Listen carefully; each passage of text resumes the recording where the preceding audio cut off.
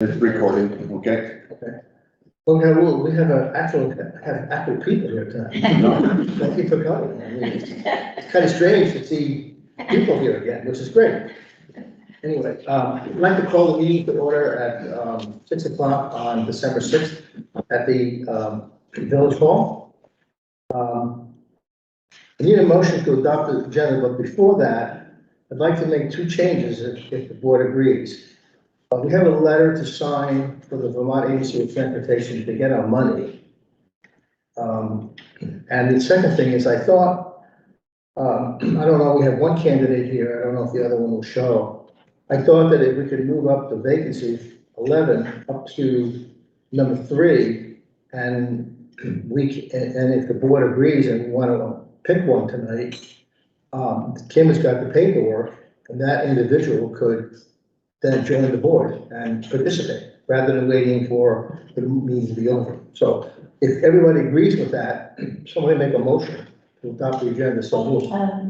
Joe, I have another change to recommend to the agenda. if I may. And also, I'd just like clarification on, it's provided for in the statute that we could do the appointment in an executive session. So how are we gonna, I just. That would be up to the board. I thought what we would do was to, if the candidates want to speak, and then the board could either elect, vote in open session or go to deliberate in executive session. It's up to the board. Okay, But it doesn't make a difference, we can still move it up, and then Absolutely. the board can make a decision. yeah, and then Bill has his hand up, and then Yes. I have a change I'd like to recommend too. Go ahead. Go ahead, make the change. Okay, I would like to recommend that we postpone the health officer status of the CIC building until 12/20, please, because we are seeking information from Agency of Natural Resources, BOSHA, and the Act 250, and I think we'll have more information to give a more meaningful report on the 20th. So why wouldn't you want to get just an interim report? I mean, Because I think the interim report will be more meaningful if we have the information we're waiting for from those agencies. I mean, Rich said earlier that he doesn't have anything new to report yet, and that's because we're waiting on information from these agencies about the building. Is that okay with you, Rich? Good, man. The only new news that I heard was,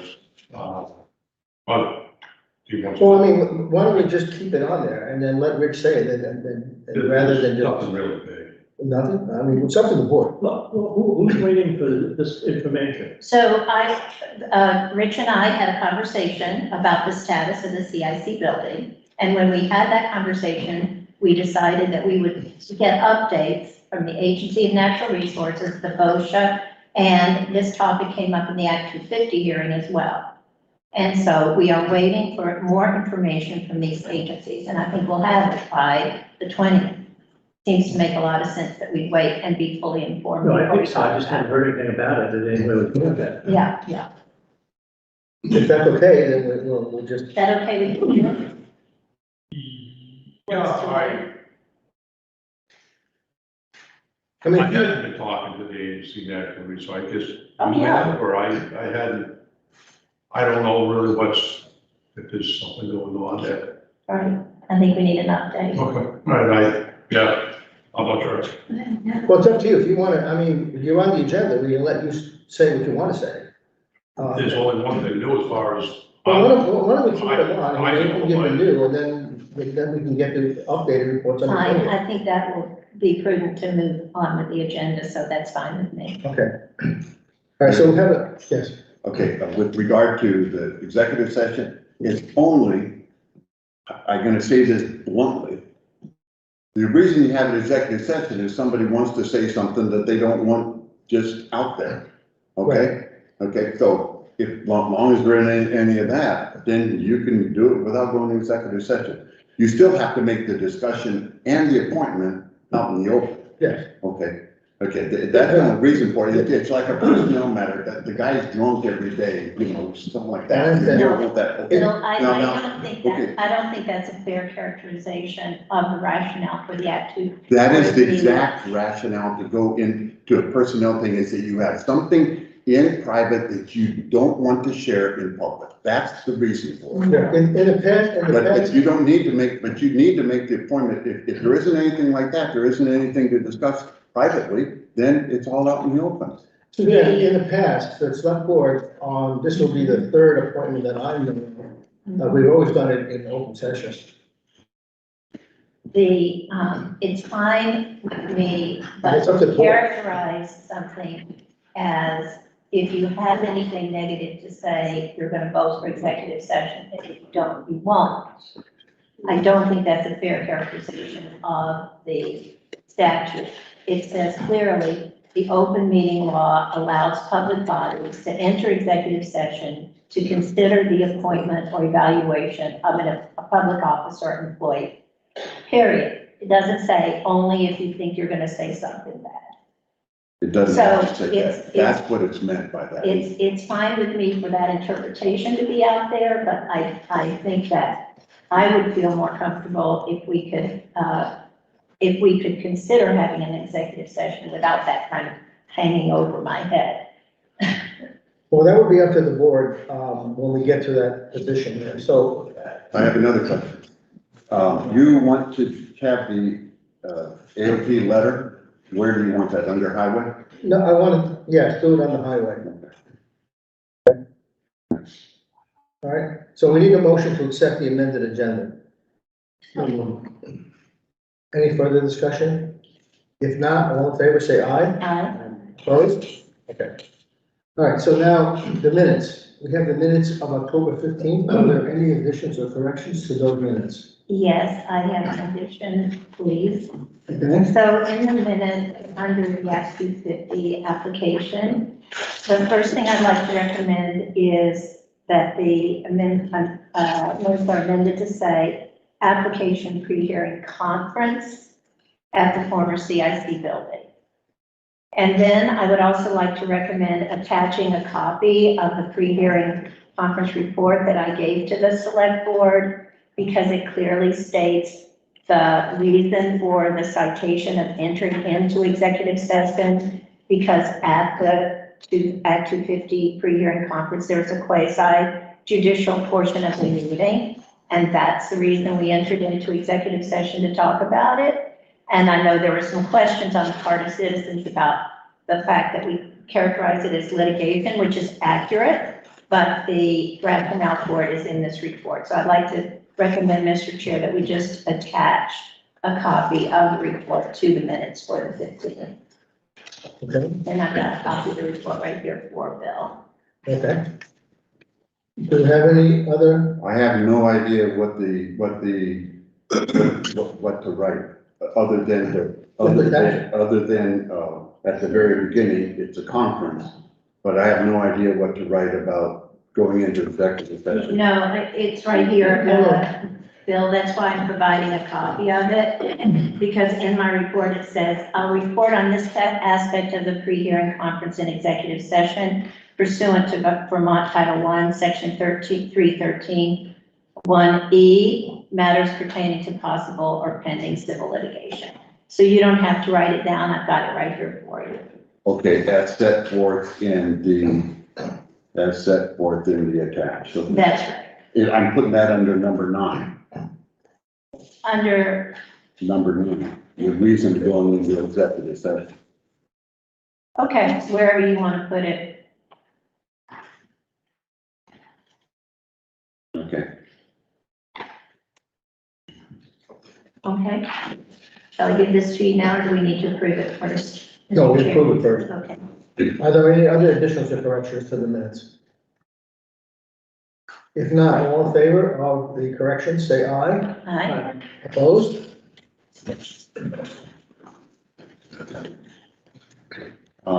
Did somebody make a motion as Yeah, make Um, approving in a second? yeah, well, you seconded it, I think. And Okay, Suzanne? Suzanne made the motion. I will. Okay. Okay, so now we've moved up to vacancy. We have the candidates here. I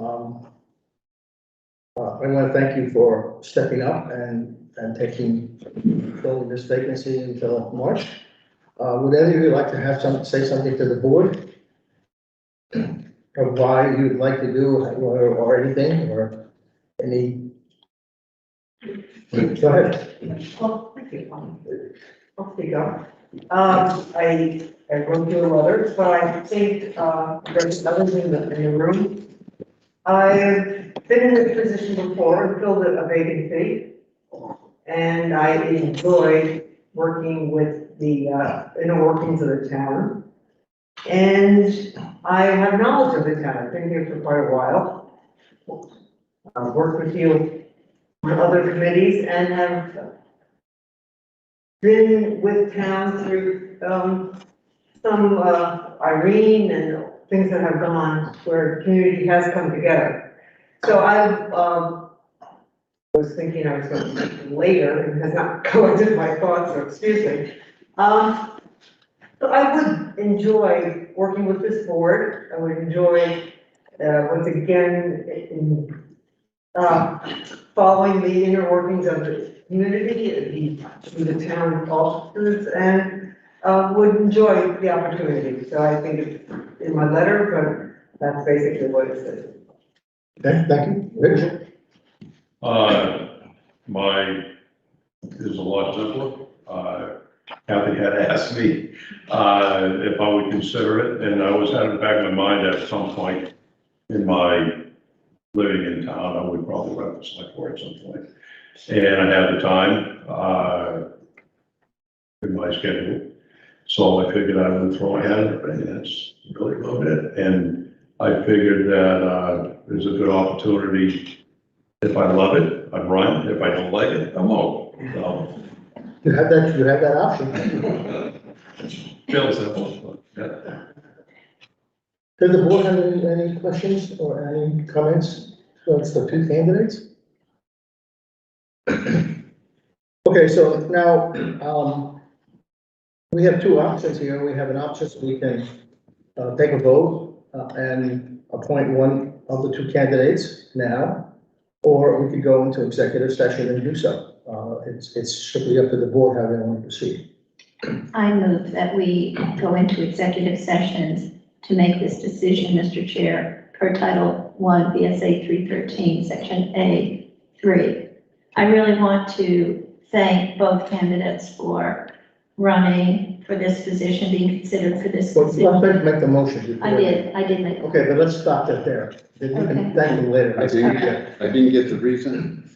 So the reason is the appointment of a public officer, provided the body shall make a final decision to appoint a public officer in an open meeting and shall explain the reasons for its final decision during the open meeting.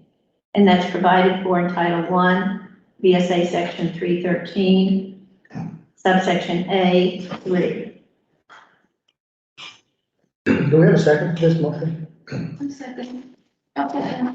Okay, So now may I send? yes. Thank No, you. no, where do we have done, that's true, go ahead. So I just want to say thank you again to each of the candidates for running. And I think that in fairness to both of the candidates, it would be advisable, since we are allowed, and under very rare circumstances, are we allowed to go into executive session to consider anything. But this is one of them. And I think that's for a very good reason. And we don't have to follow any process. There's no statutory process that's called for. We can reach this decision any way we want to. But I do think it would behoove us to have this conversation in executive session.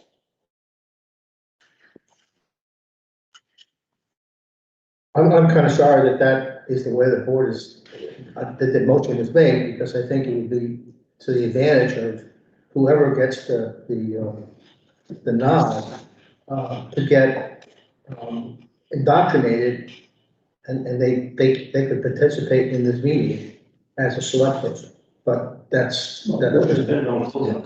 Huh? There's been no vote on that motion. No, I'm giving you, I'm having my discussion of why I'm against the motion, is what I'm saying. But that's, I would rather see that. And in past, on my tenure as the board, we've had, I believe, 2, possibly 3, and it was all done in open session, so the precedent has been set. I'm not saying that's wrong or right, that's my feeling. Go ahead, Wendy. I'm confused.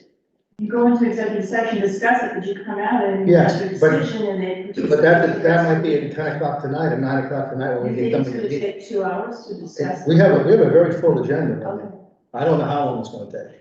We have personnel policy to deal with and whatever, so, that was my feeling. Joe, this is a very important decision for the town and for the select board to make. There are budget meetings coming up. If we appoint someone tonight, they'll be able to participate in all of those. The candidates can stay during the course of this meeting and hear everything that goes on during the course of this public meeting. So they really won't miss out on a thing except sitting in the theater.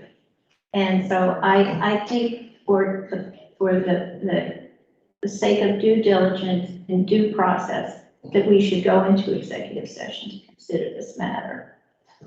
Kim? So are you saying it's gonna take too long and that's why you can't move into executive session right now? And then come back upstairs to the meeting and then proceed? Well, we could do that, but that's not how it's scheduled. It's I'd scheduled. be happy to do that, if that makes it better. Well, first of all, before we get wait, stop, we have a motion on the table, okay? So before we make any decisions of whether we're gonna move it or not, we have to deal with the motion, okay? And I understand your recommendation that we could move the agenda up, go into executive session, and then come back. I understand that. But that's not what the motion says. The motion says we go into executive session. I'm happy to make a motion to go into executive session immediately. Do we have a second to that? That's all second that. Wait a minute. You have a motion on the floor. You have to, Yeah, that's you right. We would have have to to, withdraw the yeah, we motion. have to withdraw the motion. that Okay, you so made. I withdraw the original motion and I make the motion that we go into executive session for the same title I said, and we do so immediately following the motion being made and passed. Does the second accept the new motion?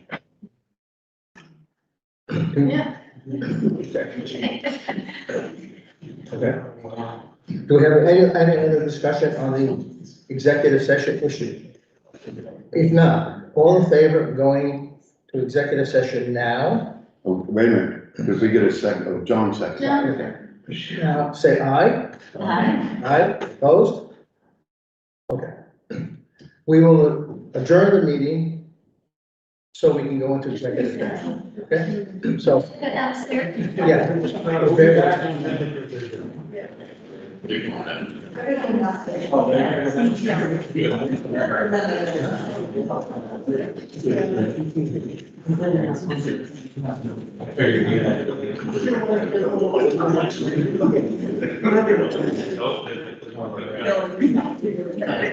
Hi, Charlie, can everybody be quiet for a second? Everybody be quiet for a second? Charlie, you just joined the meeting, we've gone into executive session, we will be back. Okay, and then you might want to turn your camera off, you're just a big red blob on our screen. Okay, I'm sorry, I keep doing that, and thanks for the info, Bill. I'll get it off.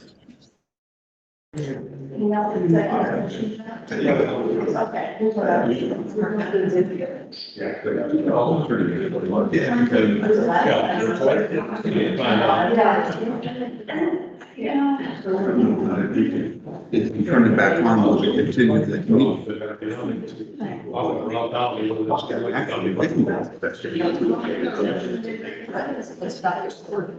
We're still a little low.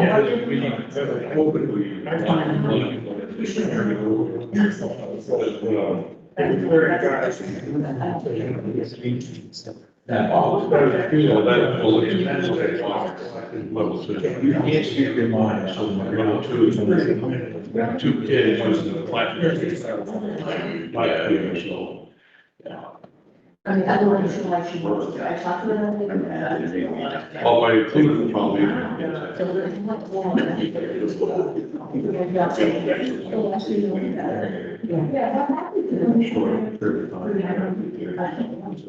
Are those signs of fear on your side?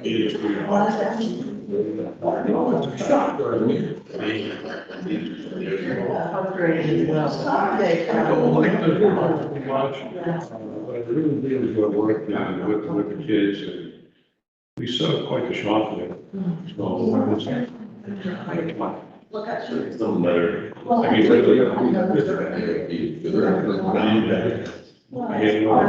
they pull stuff and just,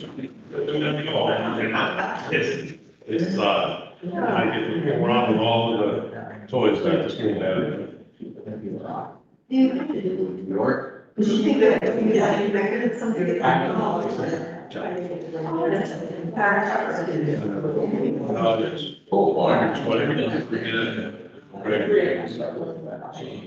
Well, last year's kids, there was, seniors that graduated from the program, and I was there. Two men, they were,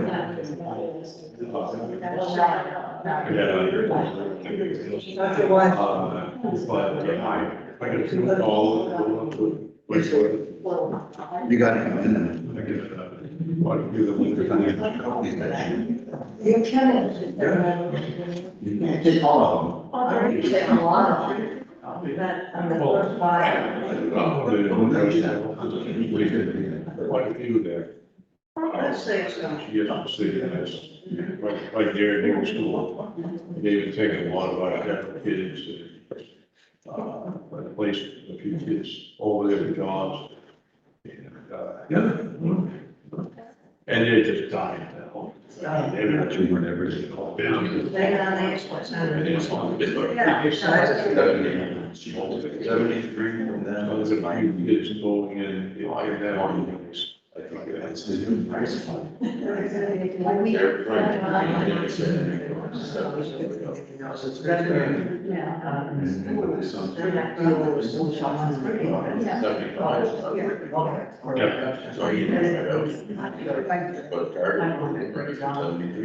You know, they're starting to make experiments again too. There's a lot of companies around. I can't get my that, you know. On MKT.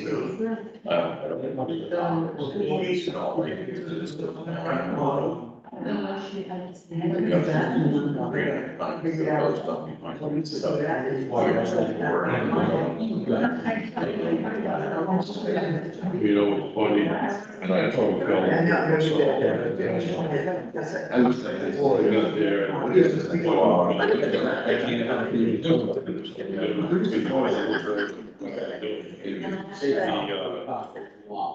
I was probably over there,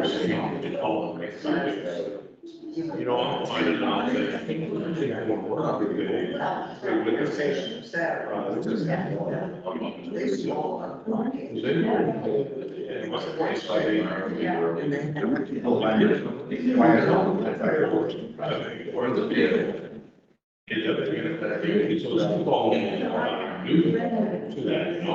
sounds like you're already on.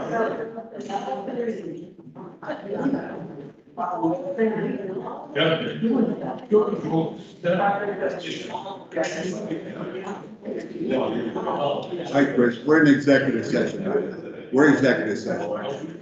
They'll be back. You might want to turn your camera off until you want to speak. You might want to turn your camera off until you're ready to speak. Are you freezing? There you go. Thanks. We need a motion now to come out of executive session. So move. Do we have a second? Who was second? Suzanne, John.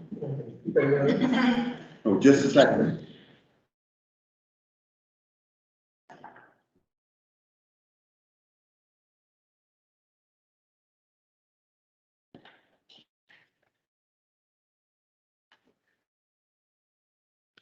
Joe, would you announce the motion?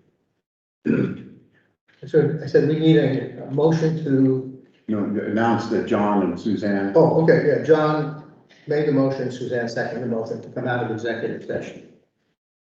Okay, now we are back to regular meeting. The four of us, had a brief discussion. We decided that, there was not going to be a vote, but we had a unanimous consensus that we would like to have Rich Thompson be the select board. And the reason for, what the main reason was, is the way he handled the whole CIC operation with the health officer and whatever. And we felt that he would be a very good asset to be on the board. Now, that doesn't mean that you nor Lee wouldn't do it. It's just that there was a consensus done. So congratulations. No, you have to appoint him, you haven't appointed any. Okay, but, okay, you have to, we'll appoint you, and then you have to seek him and sign the pledge, so forever here, you're gonna be on the select board until you elected again. And then we'll move on, and you can come up here and take a seat. So, do we have a vote to, need a motion to appoint, Rich Thompson? So moved. Any other discussion? All in favor, say aye. Aye? Okay. So go see Kim, Rich, and then. Stay on here. And then you can give us a brief report as well.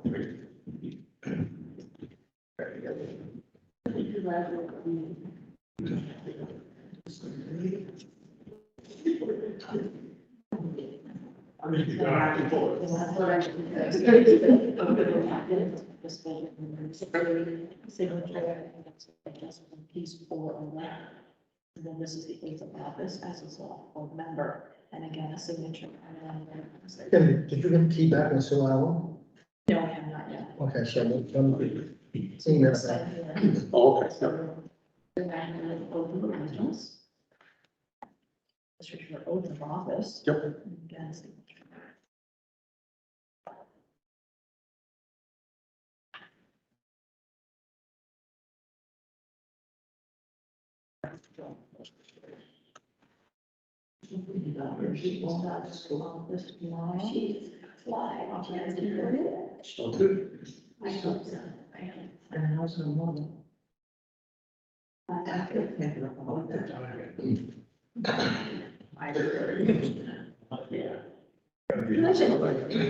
Okay, Rich, and the health officer, you have a brief report?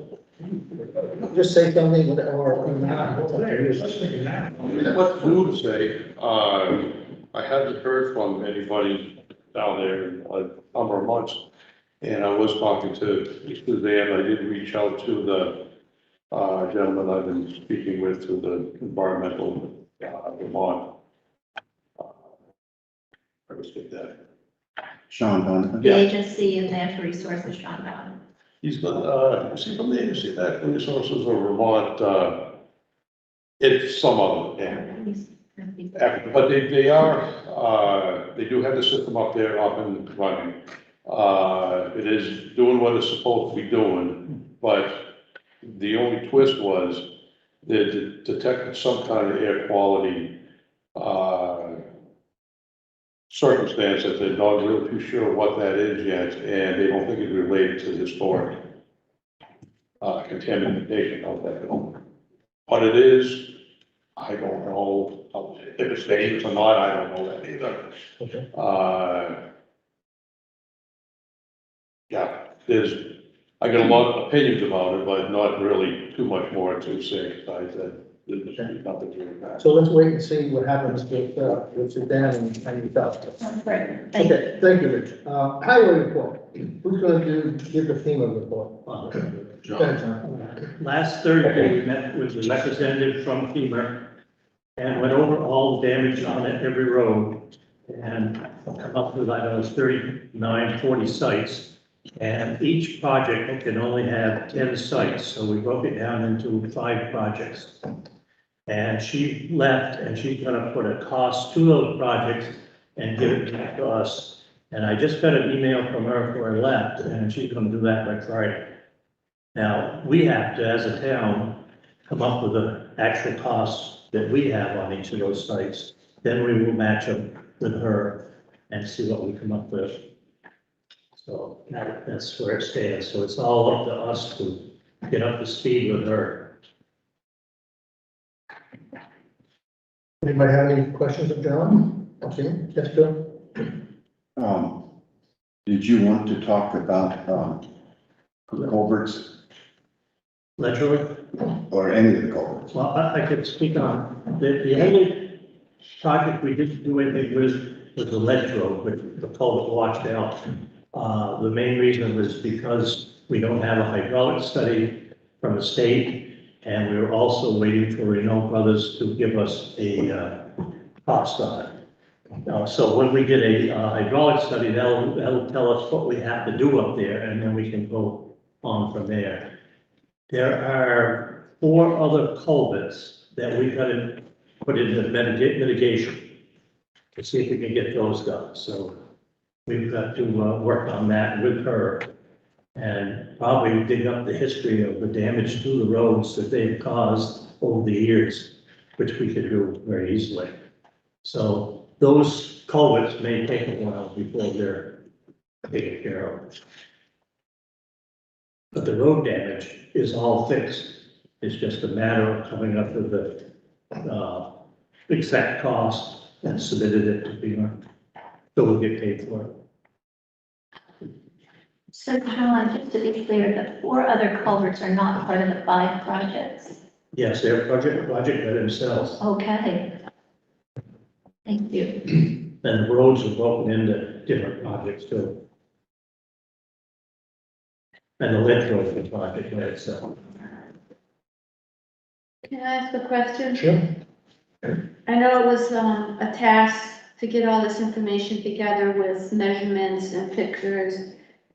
And Danny, you mentioned way back that you needed equipment to do that. Is that all set now or not? Regional has it. With the regional, I brought it down, with the regional has it, I don't know, nobody has, I'd be more than happy to pick it up if I know it's ready, but. I haven't heard nothing from Jeff yet on that. It definitely will make this, if that was being used this time around, it would have made it really easy.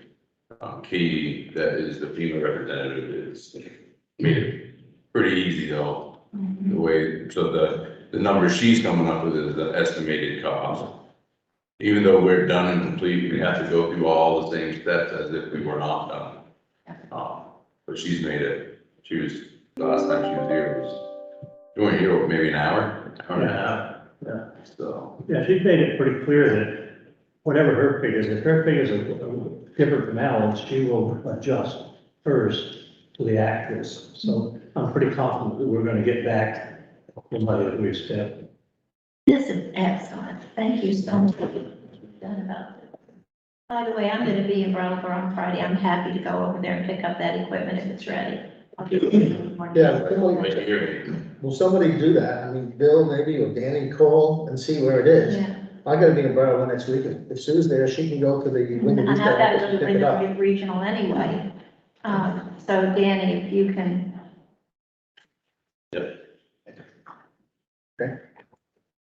Be sure to call ahead because there's not many people in the office down there. Thank you, Eric. Good advice. Anything else? Danny, 121 paving update?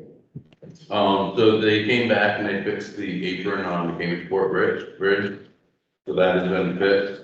I signed off on their bill and they did that. They cleaned up one of the lawns, down there where they swept everything off on the road and they milled it. Whether they do the rest in the spring, I don't know, but if they don't, we're gonna have to, clean all the fines up off the lawns down through there. And Doug? The state's not gonna do those, painting the lines? That's up to the state. The state's not doing any more paint this year. They're having a hard time even getting paint. It's pretty difficult coming up here It was, with the fog. I mean, the state won't do it this year, but I don't know if you could even hire a private contractor being so late to do it. They're having a hard time getting paint. I'm just thinking of liability and safety. Because people don't know where the road is, really. I had out of time and I could drive that road all the time.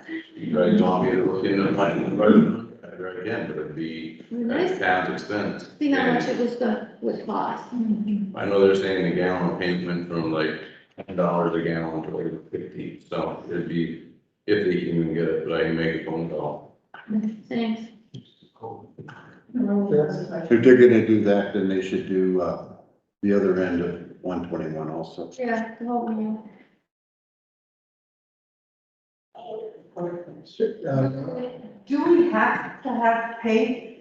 If it's a temporary situation, is there any way to put the collectors on the side? I don't. No, it's not, it's the center line we're talking about. you know. Yeah. Oh, I think, It's a center I line. mean, the edge, so you don't go over. Yeah, the white line. Oh, the white line, but never. Getting those little reflectors that go in the middle when they're doing a temporary. Plow will take them off. The plow will take them right off the first time you plow. The bridge from Dallas Falls to North Walpole, Thursday, Friday, they were putting tape down. You know, They painted it. Yeah, they must have. I'm not sure, I think Basin Brothers probably painted it. But that's what they were doing when I went by, putting tape down. Take them. Yeah. Well, let's investigate, see what it costs, and then we can discuss it. Yeah. Although I'm not sure by the time we have a next meeting, we might have snow on the ground or whatever. Watch out. The guardrails, Danny, tell us what happened. The guardrails are done. They did, one's, about bridge on Bell Road, and then, 5 or 6 sites on 35. They did it the same day. The bill's down in the office. I know we ran out of the used rail. I think they ended up using 3 pieces of theirs that they brought with us to finish the last ball. I haven't seen the bill because it's downstairs, so. Anything else, Danny? Nope. But there's one other item, we need an authorization for me to sign this letter to the Vermont Agency of Transportation so we can get our money. That's the riprap on state. Yeah. highways. The rip out on the state highway stuff. And the erosion, Yeah, I don't know, it's 70,000, isn't it? and the erosion on the other end. It's 70,000 that we get reimbursed for, so. Excellent. Somebody make a motion, So, What you said, we haven't even seen it. well, you want to read it? It's fine with me.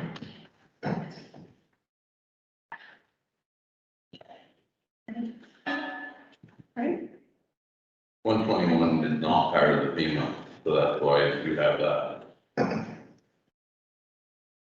Okay. See? All right, so we have a motion on the floor. Yeah. All in favor, say aye. Aye. Opposed? Okay. Let's sign it. Here, this is the- Any other highway issues before we move on? If not, Kim, you're on here now. You got delinquent tax policy situation? Yeah, I think the delinquent tax policy, everything, is staying the same except with section 4. And we gave an attachment, to the new wording that, Michelle would like to insert in it, rather. The reason for this is the interest and penalties, as it reads, is a 1% interest charge per month or fraction thereof, will be calculated on the last day of the month, following the tax due date on the unpaid portion of that installment. So by saying it's the last day of the month, it's following suit the same that we had inherited of putting 1% interest on the current taxes at the end of the month, when actually the voters voted on the day after the due date. So that's why I started moving mine up as of the 16th, you get a 1%. If we moved up the delinquent taxes to coincide with what we should be doing, it needs to be worded in here, and that way there, when we hit a calculate button, it calculates delinquent and current all on the 16th after the due date, rather than waiting to the end of the month, because that's actually being very lenient for both situations, whether it's the delinquent or it's the current. You're being lenient by going to the 30th. So we would like it to reflect it before she can actually start hitting the button the same day I do. Because right now what we're doing is I'm doing the 16th, I'm having to clear out all of hers, then she goes in on the 30th, clears out all mine and puts in hers. This way we're together, and it's the way it should be. So we would like to change the wording to read what you have attached. That says a 1% interest charge per month or fraction thereof will be calculated on the date following the tax due date on the unpaid portion. So in other words, it would be on the 16th rather than the 30th of the month. I move we accept the suggested new wording for collecting the, beginning to charge interest on the day following the tax due date. Do we have a second to that motion? Do we have any other discussion?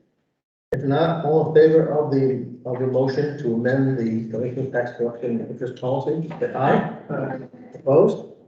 Okay, now, Bill, do we have one to sign, or will you give us one to sign downstairs?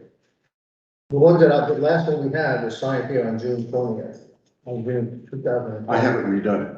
Okay, so when you, No, you don't have it originally for them to sign, do you, tonight? No, I don't, because she gave an example of the wording. Okay, so you'll put it on the desk and then the selectman can change, can sign it. Or we would. I will, yeah. That's right. All right, okay. And now, Kim, we got you're on the ballot for town meeting. Now it's for town meeting. I just thought I needed to inform you that, with COVID last year, a lot of the towns switched to mailing out they forfeited having a town meeting. And they ended up sending ballots out if they so chose to every registered voter. You have the same option this year as a board up until the end of December to make that decision. For me to send to every registered voter, or we can keep it like it is. We're having our town meeting supposedly, and we will just continue voting as normal. Come to the voting polls or request an absentee. So we go back to what we originally were before COVID. But you have an option as a board whether to send them out to every single registered voter, which is 525 ballots at a cost of, it'd be 75 cents to send them out, and then another 65 cents probably to have them returned. We'd have to pay postage for both, and we only get a quarter of them back. So if I could make a suggestion, I am just as happy to move on like we always had in the past, and not send to every registered. We'll allow a requested ballot as normal. But I just felt you should be aware that you do have that option as a board. Somebody want to make a motion to go back to the old way, or go to the new way? Because the original way, or, yeah. The original way, Yeah. Somebody like a motion for that? I think you just did. I just did. Okay. Second. Okay, Second. second? Okay. Do we have any other discussion on that? No, that's the way to do it. Yeah, I agree. So all in favor, say aye. Aye. Opposed? Okay, so we go back to the old way. Okay. Unless there's a variant, then what happens? Day by day. All right, now, insurance, Kim? Yeah, I'm planning to recertify for our MVP insurance that we have now, if we so choose as a board, that we can continue that. I don't want to make the assumption that we had without your permission. I gave you a copy, I think, a while back during the budget process, on MVP's, rates. I can tell you as a family went up like $34 a month on premiums. We have Blue Cross Blue Shield, they're pretty comparable, still staying at the platinum level. They are $200 more for premiums than what MVP is. So I believe as, those of us who are involved in the insurance, we're happy with MVP. If you're okay with it, we just can stay with MVP, and I will resign with that.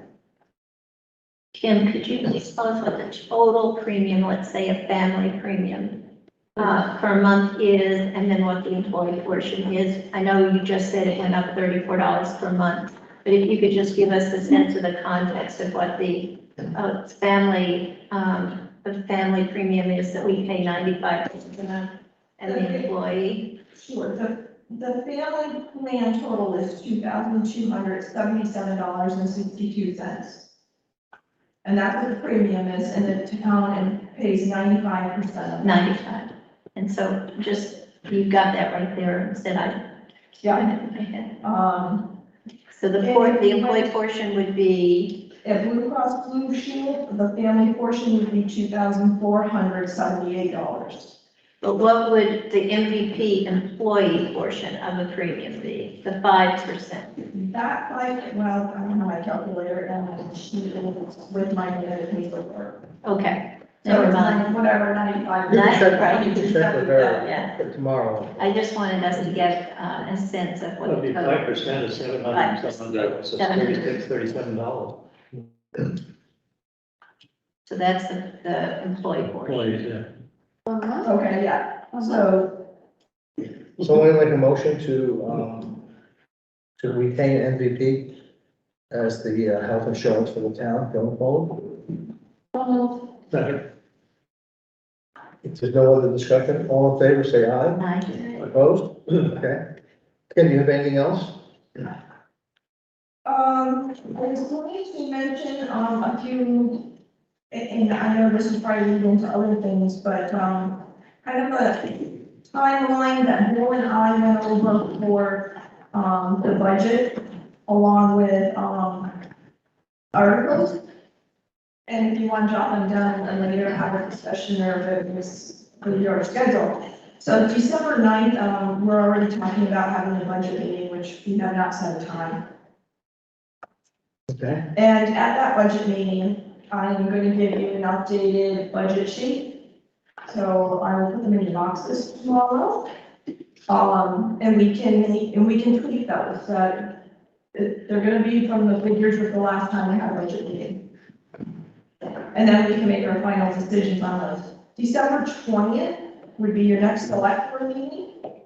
And hopefully anything that we tweak on the 9th, whether it be for reviewers or additions, something like cemetery, what have you. By the 20th, I'll have them Tuesday before then, and on the 20th, I'm hoping that we can say, that's it, that's our budget.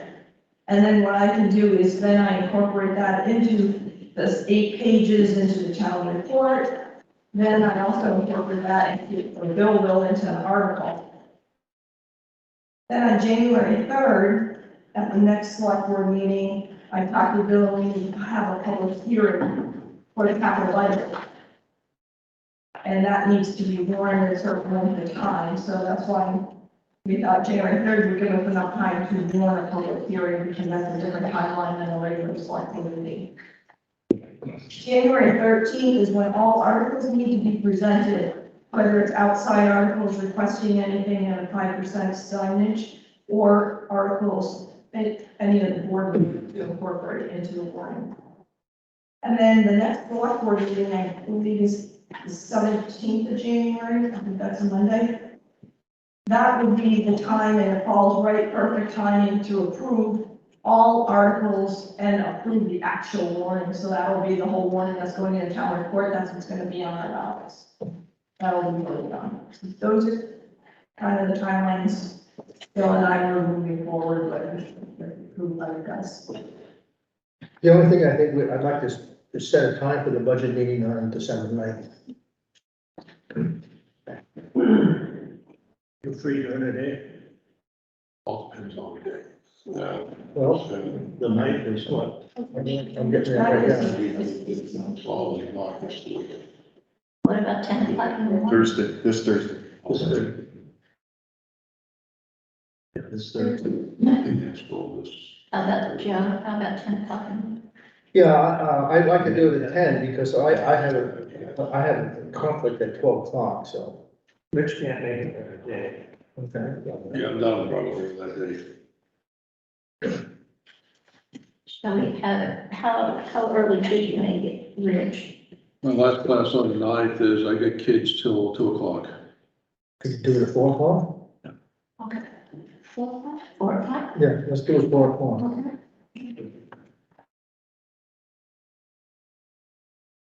Okay, that works. Tim, you don't want any motions or anything? It's just. No, just so we know. And then You have anything else for us? I think that's it. I'll come under other comment and everything, but. Okay. And does the board have anything else, Kim?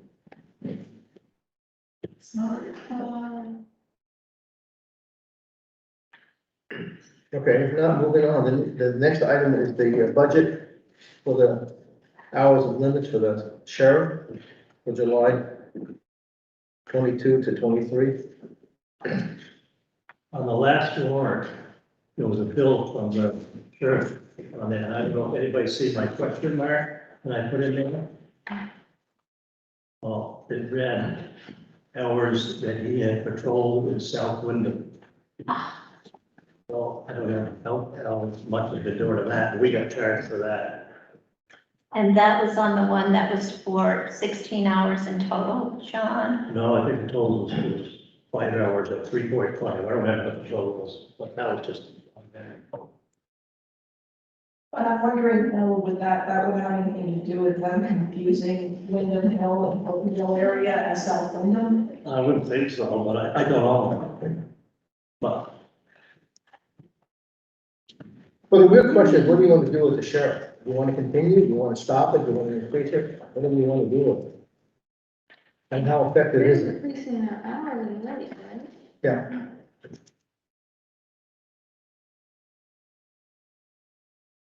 I think at one time I'd given you a sheet that, brought down the amount of hours because their rate went up compared to the 4,900 that we pay. what we have is 8 hours a week, 8 hours a month, isn't I it? mean, a month, so that's 72 hours. I don't even see him here that much. Well, I took a look at the hours for the year, and it averages out to about 8.4 hours per month, but the hours per month are very erratic. There, 1 month will have 1 hour, 1 month will have 20 hours. And Kim and I were talking about this today. I think she had a great idea, if I can put words in your mouth, Kim, that we should just take the, what is it, the 408 times 12 that we spend on an annual basis, which is $48.95, isn't it, I think? No. And divide that by 60. It turns out to be 7 hours a month. And that we give up an hour a month, which we really, in a way, don't get. And I wonder if along with that, we could ask for a minimum of 4 hours or so per month, rather than this huge swing that we have in the sheriff's department. See, we fall under the rate increase because we're less than 2,000 hours. Yeah,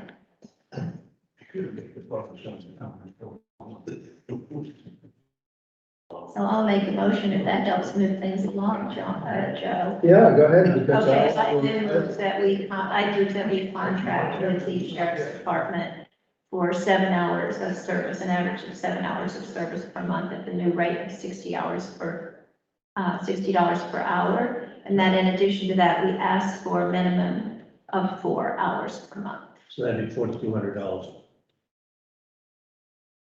So why the swing now? Why he Good just, question. I'm wondering, scheduling for them, I wonder if that's something they can, why don't they? I think they also try to make sure they get averaging out, Rich. Bill? I think, if I could correct the motion, it should be to budget for 7 hours a month with the intent to demand in the contract when it comes up for review in June, that it be 4 hours. Because you're not going into a contract right now. So Okay. what you're talking about is what you're gonna budget for, isn't that correct? Kim? Right. What it is asking for an hour? An hour? $60 an hour. But this contract is for 2023. But we don't sign this contract usually until June. Well, usually it comes up in November. No. No. Not in November, the last It time. usually comes up in June. Yeah. And then we signed it in June, we signed it, the renewal in June, we signed it in July, we signed it in August, depending on when you've gotten together, because you've asked the sheriff to be here, and he hasn't been here, so it's delayed the signing of the contract. But it comes to us in May to be acted on in June every year. So this letter is for 2023. It's for, yeah, but what he means beginning June of next year. Right. Yeah, so what you're talking about is what you're gonna do next year in June, when you get the Right. contract, are you gonna do? But what you're really talking about, are you gonna budget for 60, for 60 at the 8 hours you did have, or what are you gonna do? contract Well, for, the motion is to do it for 7 hours exactly, that's, at The $60. budget, I think Bill's correction on my motion, which I gladly accepted, to budget for 7 hours per month at $60 per, And you want a minimum of 4 hours. with a per month. minimum of 4 hours per Right. month. So we have a little bit more smoothing of the service that we receive. So that's an increase from 4,800 to 5,040, is what you're saying. No, it's a decrease. Decrease, because you're only doing it for 7 hours instead of 8 hours. A decrease to It 40. should turn out to be about the same. Let me just, At $60 times 12 months is $5,040 No, $60 an hour. times 7. If you're asking for 7 hours a month, times 12. okay, let me just do the arithmetic again, maybe I mixed up the, That's 420 a month. Yeah. Times the 12 is $5,040. 5,000. So it's an increase in the budget. That's all I wanted. no, we didn't have an increase in the budget. Wait a second, let me just do this again. Right now, our monthly bill is 408, am I correct? Right. This is gonna bring it Okay, down. 408 times 12 is 48.96. And divided by 8 hours per month, right? Seven hours. No, I was just seeing what that would be. Yeah, okay.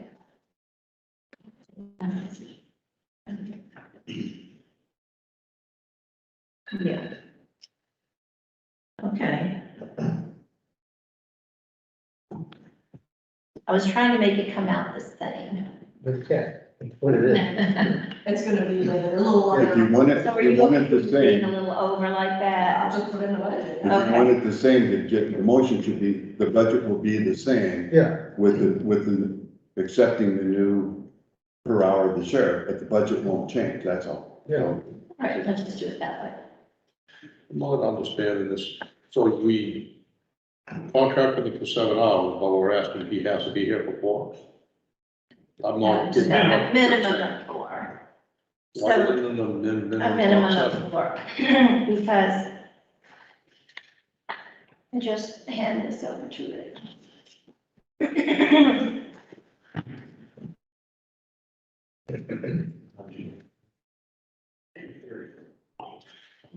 Was he on special, some kind of special? Yes.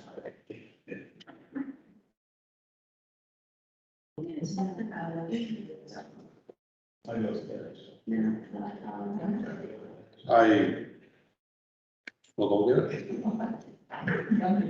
What I did wrong here. I mean, if we're asking them to do something, and instead of paying them extra, then they're taking the time from someplace else, I understand that. It'd be nice if we could get a straight 7 hours per month. Well, he says it here, But one we of the don't. increases of the hourly the rate is because of the state employee retirement. A significant portion of that has increased the hourly rate. And he's trying to find ways to reduce. Right, more tickets.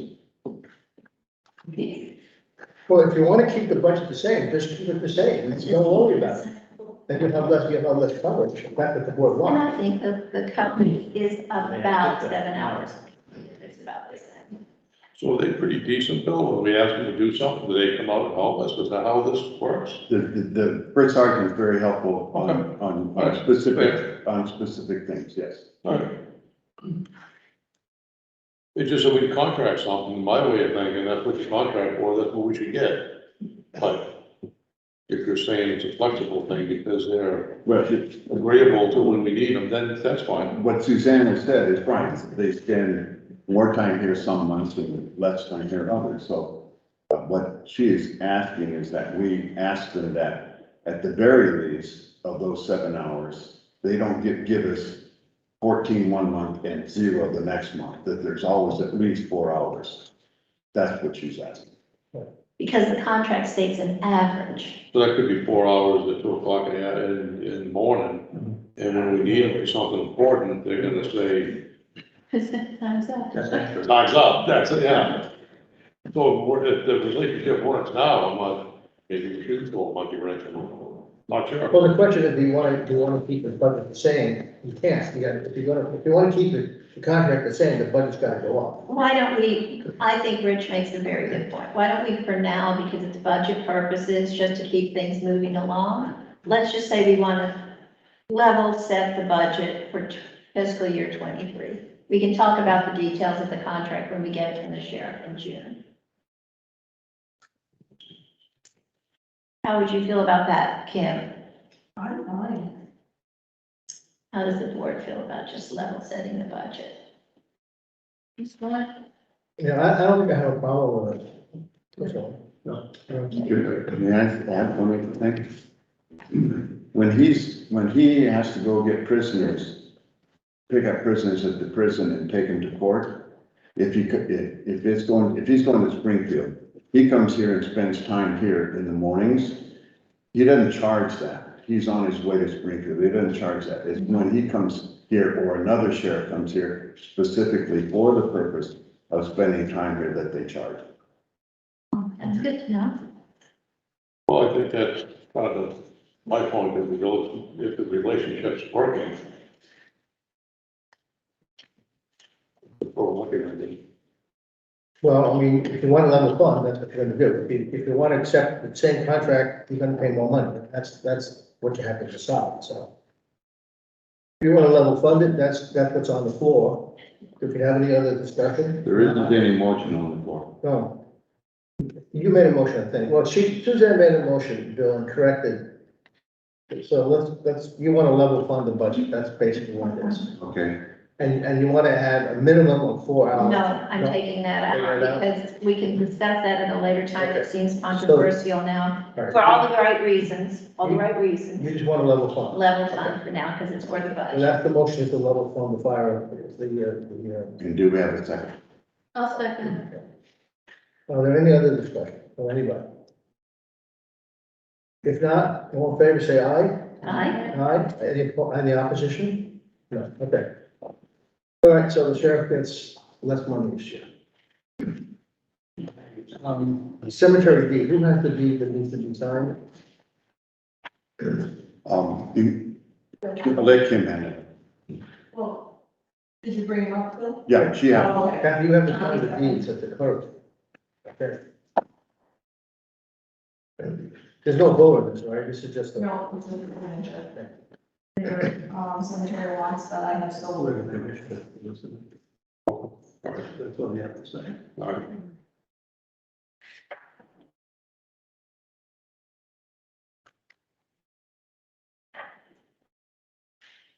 That's fine, as long as Okay. There you go, Kim. Who's gonna be here for the Christmas fair? It's on the agenda about using the roads and having the Christmas next Saturday. Somebody came in there, they wanted to talk to us about what they were gonna do and give us the planning, and I don't see anything. So they sent Bill an email, on November 29th. And, they gave the, complete schedule of events, in that email and noted that there are no road closures or cones needed for any of the activities. And so if Bill is looking like, I never saw. I never saw that. Yeah, you promulgated it, though. I got it from you. I got it. Well, yeah, that's gonna be on it you was guys? undisclosed recipient, it usually needs about 35 people. Okay. Yeah, it's here. But Oh, wait a anyway. minute. If that's the one I sent to everybody to tell them that there was an event going on, I didn't know that was the request. Yeah, I think that what Angela, and that's very understandable. that's how I took it as. I thought It there was was, information for the party, No, not, because I was told that somebody was gonna be here. to that's what I was explain. told. yeah, So I was expecting that person to be here, that's why we put it on the agenda. understood. So I think that Angela, there's probably a little miscommunication, and Angela thought that this email would have sufficed for that purpose, because she was very clear that there are no road closures or cones needed.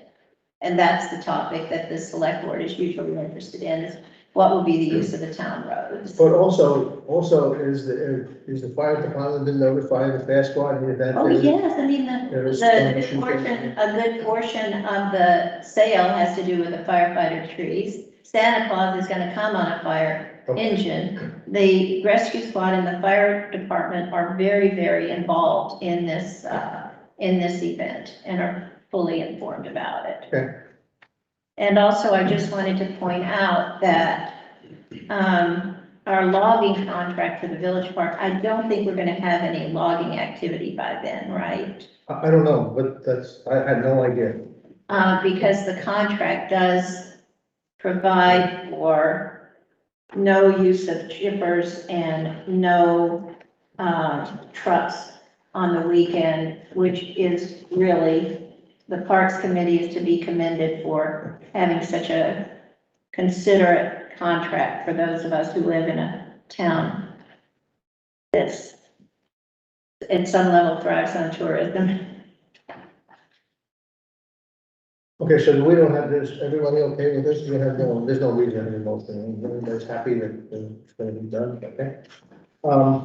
Eric, you're next, planning commission, what's going on? When are we gonna get a chair, when are we gonna have, fill with vacancies and all that kind of stuff? Well,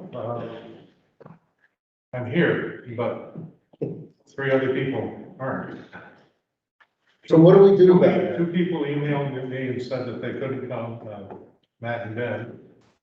Chris may be on. Chris online. Hello, Chris. I'm happy to get together anytime we have some kind of consensus to have a meeting. Now, we were going to do something with Ben's Google Hideaway group kind of gathering. He said we could make public. So, Bill pointed out that that kind of a publicly accessible remote operation of public body like the planning commission was no longer legal by the state standards, and we had to have a person of the group physically present in a place for the public to come to join the meeting. That is correct. And so that sort of stopped everything. I don't know why, but I got no response from the other members exactly to chime in and say, okay, well, that's fine, we'll do that. Nobody did. All you have to do is use this room here, have one person set up and have a Zoom meeting, and you guys can conduct it and let the public know. I mean, it's very simple. Yeah, I am sufficiently computer illiterate that I wouldn't want to be responsible for making this work. Well, we can, those are the mechanics. The question is, you need to do something about it. And how it works, we can deal with it. But more importantly, you don't have a chair, you have a missing person, so how do we get the planning commission back? It's not our job, but it is our concern Right, for the town. sure. Because the planning commission has other things to do and should be doing other than writing town plans. There's a lot of other things that they should be doing on a regular monthly basis.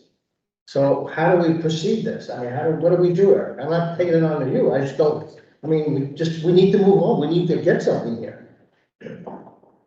I'm willing to, entertain suggestions. I'm one person, not chair, and the other people kind of have to, raise their hand and say, let's do something. I mean, do we have to, I don't know if we can legally do it, but I mean, can we just terminate and start a new planning commission again? I mean, I don't know what you do here. Chris, I think would like to address it. And the other, Chris, if you turn your camera on now, then you could be seen. Chris, help us out, will you please? Well, we are down 1 member currently. We're a 5-member commission. We've only got 4 members and no chair, so we need to reorganize. This is going to be our first order of business. I suggest we go back to the regular scheduled monthly meetings and proceed from there. And then perhaps on a rotating basis, one of the four of us will sit in the town hall if we can't physically make it. The others can't physically make it. But we can try and start it up Just remember the GIAs in here somewhere. next month. We've lost them. We lost you. We lost you, Chris, I don't know. Go ahead. All right, are you able to hear me now? Yes, Yeah, so I suggest we resume the monthly meetings. Warren, if we can warn a meeting for either this month or next month. If we get a quorum, we'll go ahead, we'll nominate a fifth member for appointment, and then once the select board appoints, we have a full board, we'll go ahead and reorganize, and hopefully we can begin to move forward. sounds good to me. Is everybody Do happy? we need to, does the select board appoint the member that they're down on in the planning commission, or? We appoint the planning commission, yeah. They make the recommendation, Oh, okay. or we can make a recommendation, either Yep, way. but can we go do- either way. Yeah, either way. If they buy the body or is it just not? Hmm? Can they buy the person to do it? I don't know the answer to that. We have one person that's interested in doing that job right now. But they don't have anybody who wants to chair the planning commission, apparently. So they're kind of leaderless, I think. I think you let them find the other person and then find out if Right. that can happen. Let them have a meeting and maybe come up with a chair. Yeah. Well, I'd like to get, if Chris is right, then they should call their meeting, or get themselves organized, and then kind of move on. Really, all it is just that we need to have a planning commission in the town, and we really don't have one functioning properly. So, okay, Chris, if you would talk to Eric or somebody, take the lead and set some meeting times and figure out if you need help with a Zoom meeting, let Bill know, and we'll figure out something. Okay, I will work with Bill and the other members of the commission. Okay, thank you. Thank you. Okay. Committee reports. The cemetery committee, there's nothing to report unless you have something. The only thing on that is, the gentleman was supposed to get back to us at You Thanksgiving. never did. When he came up, he never did. So I don't know if we should follow up on that. That Bill write him a letter.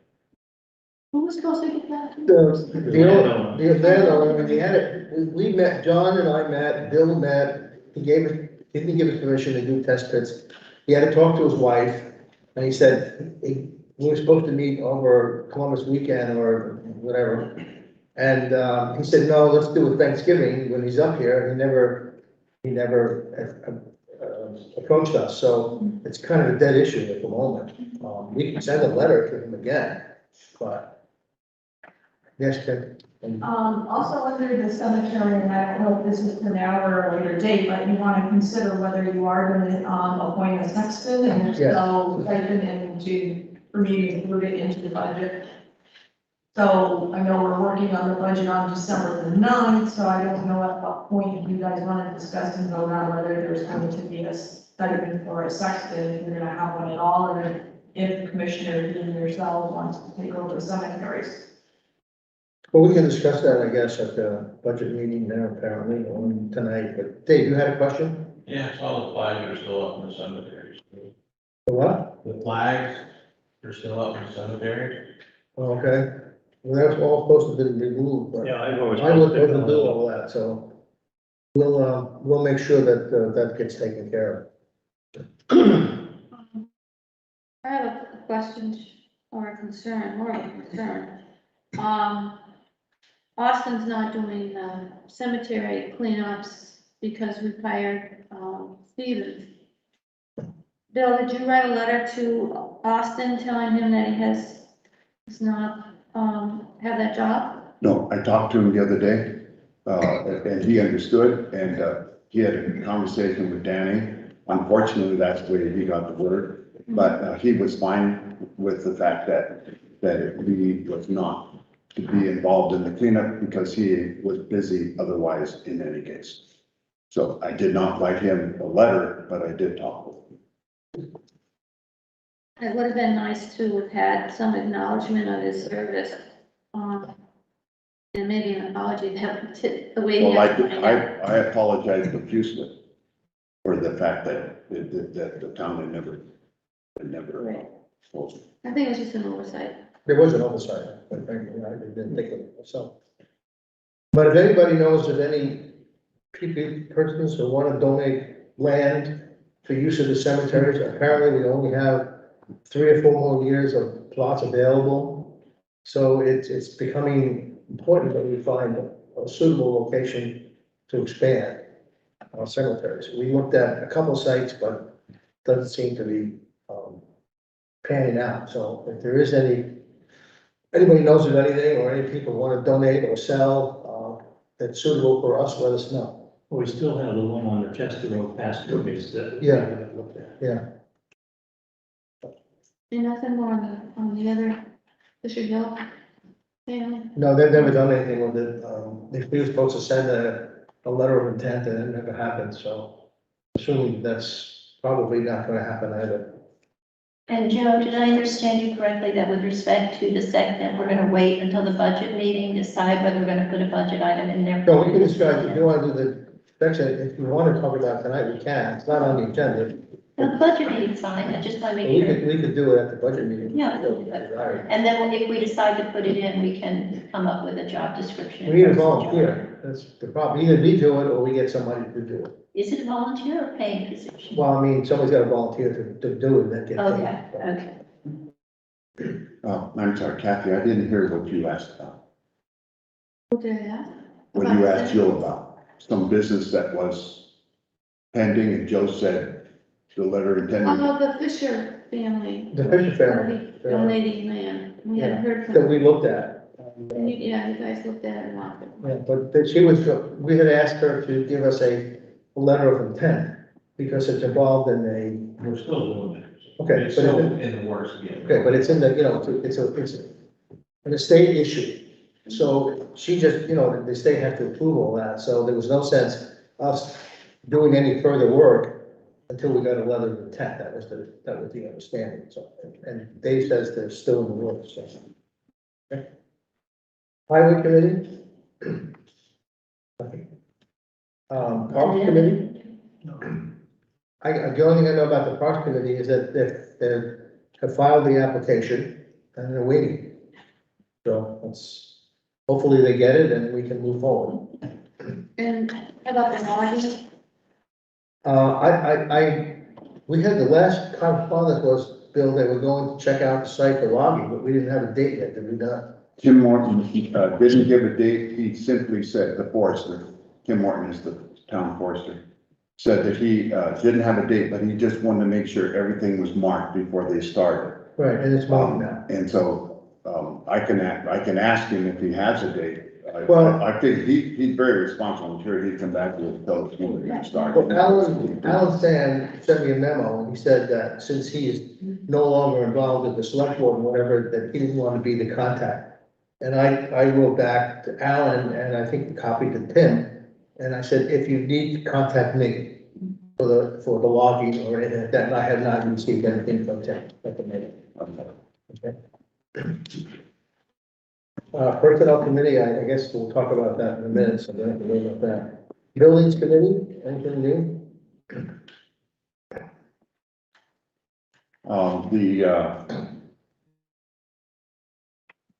We had a conversation, Kim and I, with, and unfortunately Kathy couldn't make it, with the, architect regarding the elevator. They have very preliminary plans, the, Lula, site, which is between those two windows, and downstairs, actually in front of that, the window that's to the left of the door, and how they were going to do that. We talked to them about, the closet, and if they could add, since they're taking the closet out that's right there in the hallway, if they could add it between the stairwell over here, he said he would look at that.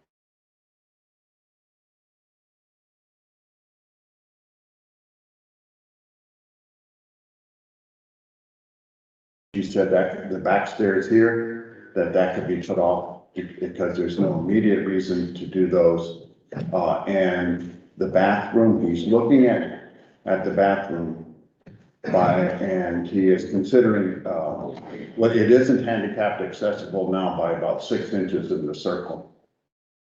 And he is looking at, tearing out the wall with the sliding door so that the entry to the bathroom from the post office and from here would be directly from the hallway or directly from the post office. And there'd be a lock on the inside on both doors. And so that's, otherwise, we'd have to go back into negotiation with the federal government on the post office if we take some space, and going the other way, we'd have to move all the plumbing for the bathroom, the plumbing for the back room. It would be really expensive. He thinks the easiest fix is just that wall. Take that wall out, it's then handicap accessible. And he said the reason he would do it now is that though it met the criteria at the time it was built, with ADA, it isn't a matter of some bureaucrat telling you that it's right.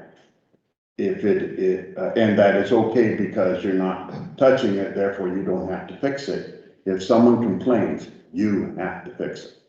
And that could cost us money in the future when we don't have plans to do it. So what he would like to do in sum, it would be the shaft for the LULA, the light utility, limited access elevator, and the ramp, the closet, and then doing something about the bathroom. And the heat pumps are still back ordered? Heat pumps, every time I talk to him, I haven't talked to him in about 3 or 4 weeks, but he kept telling me he'll call me. But every time I talk to him, it's all on back order. Okay.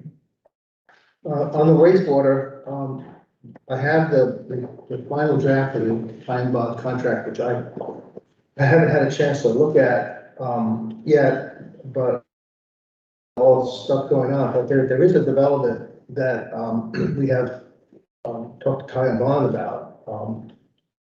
Julie Piani, had the wonderful surprise that she had to put a new septic system in, cost her $84,000. And it's not her doing, it's what the state told her to do and how it had to be done. And I don't understand all the details, but it's some kind of a modular thing. And apparently, the thing that she put in can service other homes. So she talked to the woman up there at the, Lynette. Lynette. And she said that, to talk to Ty and Bond, because there's a possibility, instead of, if the town approved the wastewater project, so that we're a long way from that. But instead of spending $2 million on a wastewater field, you might be able to spend $500,000 with a series of these pods around the village.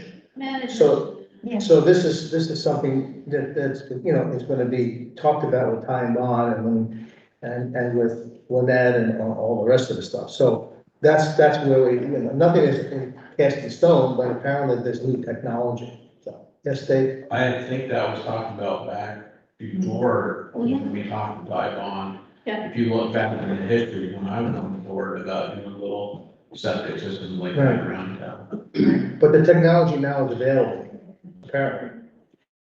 I don't know whether it was available then or not, but And it had now it is. Yeah. information It was. from the people from Pine Knot and also from Lynette. So that's about where that stands. The personnel committee, So Joe, with Hang on, this- Mr. Clerk. Did you say you have a timeline or a contract? we have a contract that, we, have to look at, discuss and send to the attorneys. There is a timeline somewhere. There isn't any timeline. Well, it was not a timeline, it was a. There's no timeline, but they have a schedule where they can't start anything now because of the weather. Whether the contract was signed today or tomorrow, nothing can happen. And Nothing can happen until the town gets the No, vote. no, this is the study. The study can start, because the study, And has the money been approved by the state? that's the other problem. The money has not been approved yet. So you're gonna contract with No, something no, you no. don't have any money No, for? no, we're not starting the contract until the money is available, but you have to negotiate the contract, Don, to make sure that it's right, and when the funds come, then you sign the contract, obviously. But even if the funds were here tomorrow, and the contract was signed, they can't start until at least mid-spring, April, May, because of the groundwaters and testing that they have to go do. So believe it or not, believe me, nobody is gonna sign a contract where the money is not in the hands yet. And that's a public document there, is it?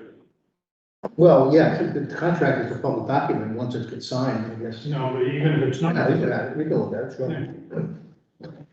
The other thing that, was brought to my attention by Lynette, there's this pending issue with the school, with the water, and the other house or two that have contaminated wells. And, she has encouraged the board, and we haven't discussed it, this is something that she encouraged.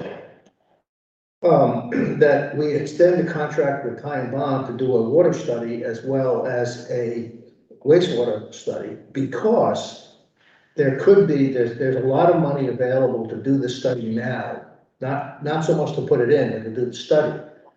And if the state and the federal people come back with some suggestions on this, how to improve this pollution of the water in school, then you would have to, the money would not be available, and you might have to do the study on your own. So I don't know how valid that is, but that was a suggestion she made. And that's something I think we need to talk to Ty and Bond, and we may need to talk to Lynette to see indeed if that money is available. But she's indicating that there's a lot of money out there that's free, and you should take advantage of it. I don't know if I agree with her, but that's where we are. So. Joe, speaking of money available for these kind of projects, as you know, there's an influx of funding from ARPA for water management, especially in unserved villages like ours. And it's called the Clean Water State Revolving Fund. And you have to apply by filling out an application to be on what's called a priority list. And I'm just wondering what our plan is for filling out that application to be on a priority list, so we're considered to be one of the villages that would be recipients of this ARPA funding. There was a deadline of December 1st for fiscal year 22 funding, which we missed that deadline, unless there is already a priority list application in the works for Grafton. Well, we have a priority for the study, to get the money to do the study, that we do have. Specifically, you have to fill out a priority list application. My question is, has the town of Grafton filled out the priority list Right now, it application? has not, Okay, But could we just put I will that check down with as an her. action item? I will check with her, yes. Yeah, it's called the priority list application.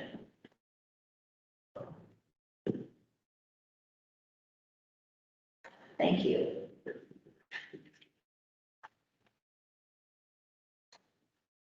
Okay, so you wanna do personnel now? Okay, So Pam, I'd like to postpone the personnel to the next meeting, for two reasons. One, Rich just got on the board, I haven't given him 2 weeks to go over it. And the second reason is, I'd like to see the personnel plan in one format, so it's easier to read and understand. The way it is now, you've got to read the current and then go back to the other to understand it. You don't. Yeah, You have- and We also. have this sheet, and Kathy and I have a plan to go over this in a very understandable way. It would be much better in one format, where no changes made. I don't know how to do it, but Bill's done it in some of his things, and it's much easier to read. I don't know if anybody else agrees with that, but, well, the only thing, Suzanne, is every time we've had, and this is over the last 6 years, 5 years, every time we had updated an ordinance or anything like that, we always had the draft with read, and so that you could look at here, and you could see that the bullet point number one, this was taken away, this was added, rather than going from one thing to With the other. all due respect, Joe, we are perfectly prepared tonight to do that with the select board. Well, We have I'm that sure, down. I'm sure you are, it'll just take hours to do. No, it. it will not, John. I've It'll been take through us this quite a 20 few minutes. times. It'll take us 20 And it's minutes. just mind boggling to keep going back and forth, whereas like Joe said, if it was like that, it'd be so much easier, and you wouldn't have to spend the time going over it. So much. I think what you're asking is for a different format for the presentation report. I don't know how Kathy feels about this. Well, we gave you the current, we gave you the draft. On the draft, we've underlined the changes. On this page, if you read it, you've got the section, the page from 202 to 216, and 218, and 219 current. What was changed? It's right on one piece of paper. But then you're gonna go back to it and read it, whereas it was on And we're one planning- format, you have it all written right out. And John, we are prepared to go through that tonight. We had asked for a special meeting so that we could spend some time on this. We knew that we knew that the select board agenda tonight would be really full. I think we should go ahead and get this done. I really do.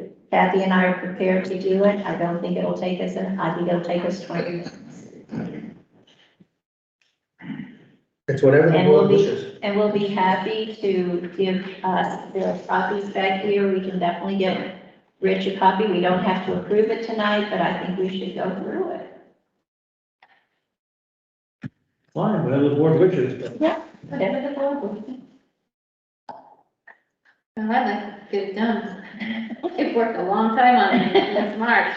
Let me just get Rich a copy. But what are we, Are there copies for the other people too? I made only a few extra copies. I had no idea there'd be this many people here.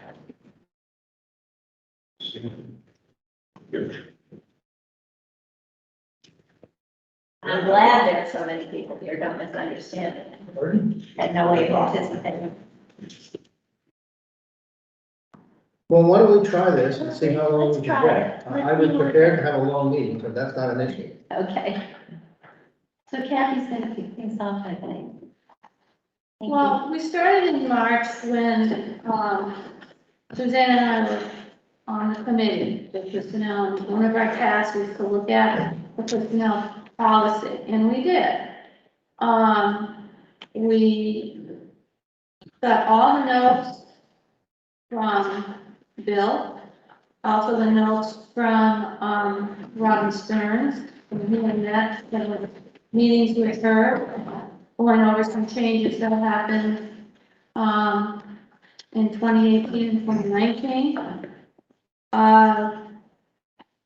So, and along with doing all the history in the background, we interviewed, the employees. We interviewed Tim, we interviewed Bill several times. And drafted what we have in front of you tonight. We also had advice from VLCT, and this policy is primarily based from VLCT, from 2002 all the way up to present draft.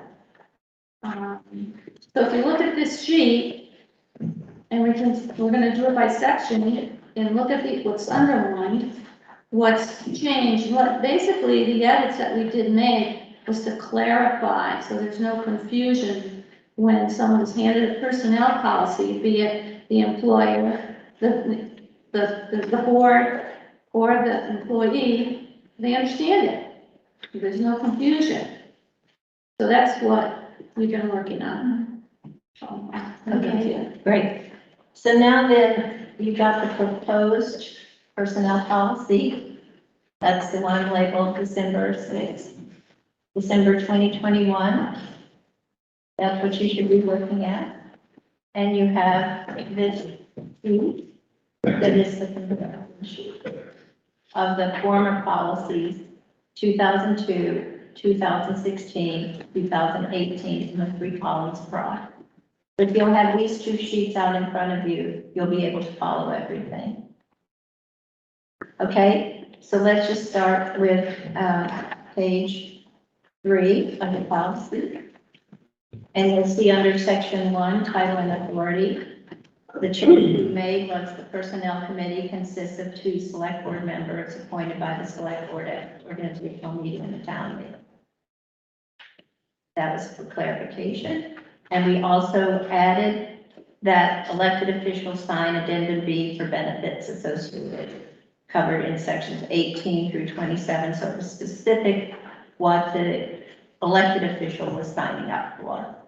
And we added that only because, the employees didn't know what the addendums were, or never got them.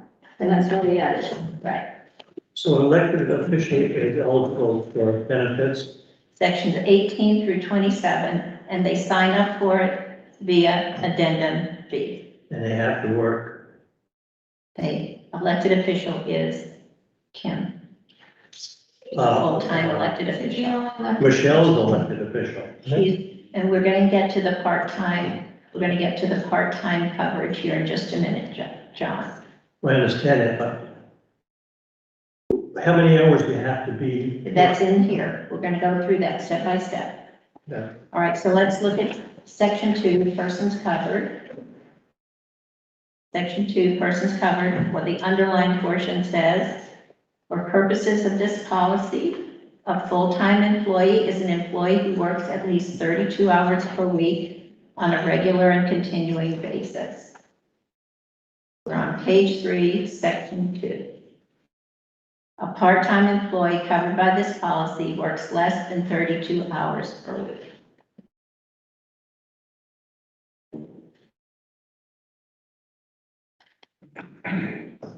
Now, in section 3, there are no changes. In section 4, no changes. Section 5, no changes. Section 6, no changes. Section 7, hours of service, page 5. Regular work week for persons employed at the town hall or other town offices. The work week shall be 40 hours with 30 minutes paid time allowed for lunch unless otherwise set by the select board.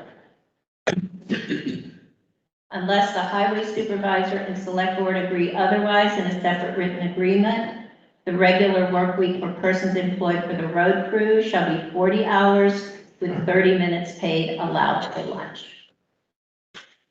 So Kim has to work 40 hours a week, is that what you're saying? No, she can work 32 hours a week, a full-time position. It says right over there. So this is to correct, a contradiction in the 2018 plan where it says persons employed at the town office, at the town hall, shall be 8 a.m. to 4 p.m. Monday through Friday with 30 minutes paid time allowed for lunch. 8 a.m. to 4 p.m. Monday through Friday is a 40-hour week. I just don't understand it. A full-time employee has to work at least 32 hours. That's right. Then a regular work week for persons employed at the town hall is 40 hours. And you can see under hours of service, the very first line is a full-time employee is one who works at least 32 hours per week. It's at least 32 hours per week. Now, we can change that, but I just want to point out that in the 2018 policy, the one that was approved by the select board in 2018, the town hall work week is 8 a.m. to 4 p.m. Monday through Friday. I think this gives the town the flexibility to set these hours the way they need to, given the work week of our various employees. So in Kim's situation, who sets her time when she arrives and leaves? For Kim, Yeah. as an elected official, Kim nobody does. Okay. We set this policy with the exceptions of section 18 through 27, which Kim signs an addendum for, applies to Grafton town employees. Kim is not an employee, she's an elected official. And she sets her own hours. Kim, I'm not familiar, we have not studied the elected officials. What we have studied is what applies to employees. Right, I can set my own hours with approval, working with the board, but yes, 18 to 27 is what applies to me, and anything outside of that doesn't apply. But this makes more sense since Bill's not an 8 to 4 person. He has set his hours to be 8 to 4:30 so that he can get his 34 hours in within 4 days. So this makes more sense because people are more flexible. So Kim, yours has to equal 40 hours in order to get the benefits? No, No. I want to just repeat that for purposes of this policy, a full-time employee is an employee who works at least 32 hours per week. And the benefits, the eligibility for those, as we step through them, John, you will see they are for full-time employees, and we're going to get to that. I have a question. Under persons covered, a full-time employee is an employee who works at least 32 hours per week. Kim is an elected official. Dan, you have a question or? About the hours for the pilot, Yeah. our hours are always been 6 to 2 Mm-hmm. for the 40 hours. You're not gonna list what our regular work hours are? I'm happy to do that if you'd like for us to. I just didn't have them in there, that way. 6 to 2. Is what our regular hours have always been. Okay. Why is it that you want 40 hours for the employees of the town hall when no one works 40 hours? Tell me, Or they Bill, have- or because have in they- 2018, was anybody working 40 hours? Pardon me? In 2018, were people working 40 hours? Then why does the policy state persons employed at the town hall shall be 8 to 4 Monday through Friday? I don't know, but What's in there, you guys put it in, we didn't put it in. Well, just, This is just- if it's wrong this in is 2018, we should If correct it. it's wrong, we need to change it, but as far as we were concerned, this was the policy and we stated it more clearly. It probably never got picked up on because it used to be 40 hours in the town hall. well, the But other, it is very clear that you could be a full-time employee and work 32 hours is the minimum amount you work if you're a full-time employee. okay, And where, beyond that, the hours are flexible. okay, the last phrase, Mhm. where, how, Unless otherwise set by the select board, correct?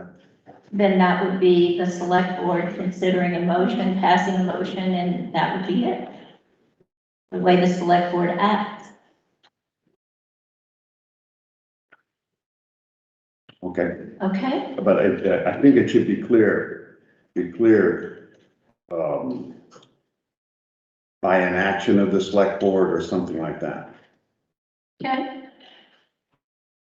By an action of the select board, We'll vote. Yeah. okay, by an action of the select board, okay. Okay, so can we move on? Page 6, no changes, section 10, no changes. Section 11 is alcohol and drug use. This is a section that we changed completely so that it is the VLCT recommended language.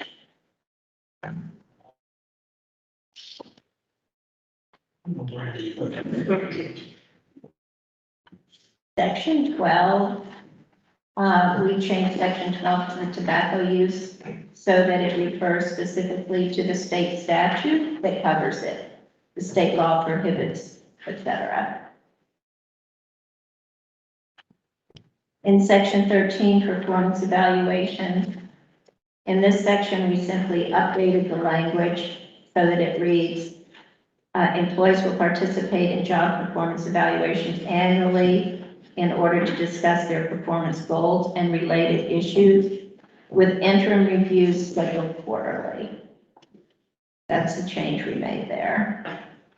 Performance evaluations will be scheduled in the fall of the year.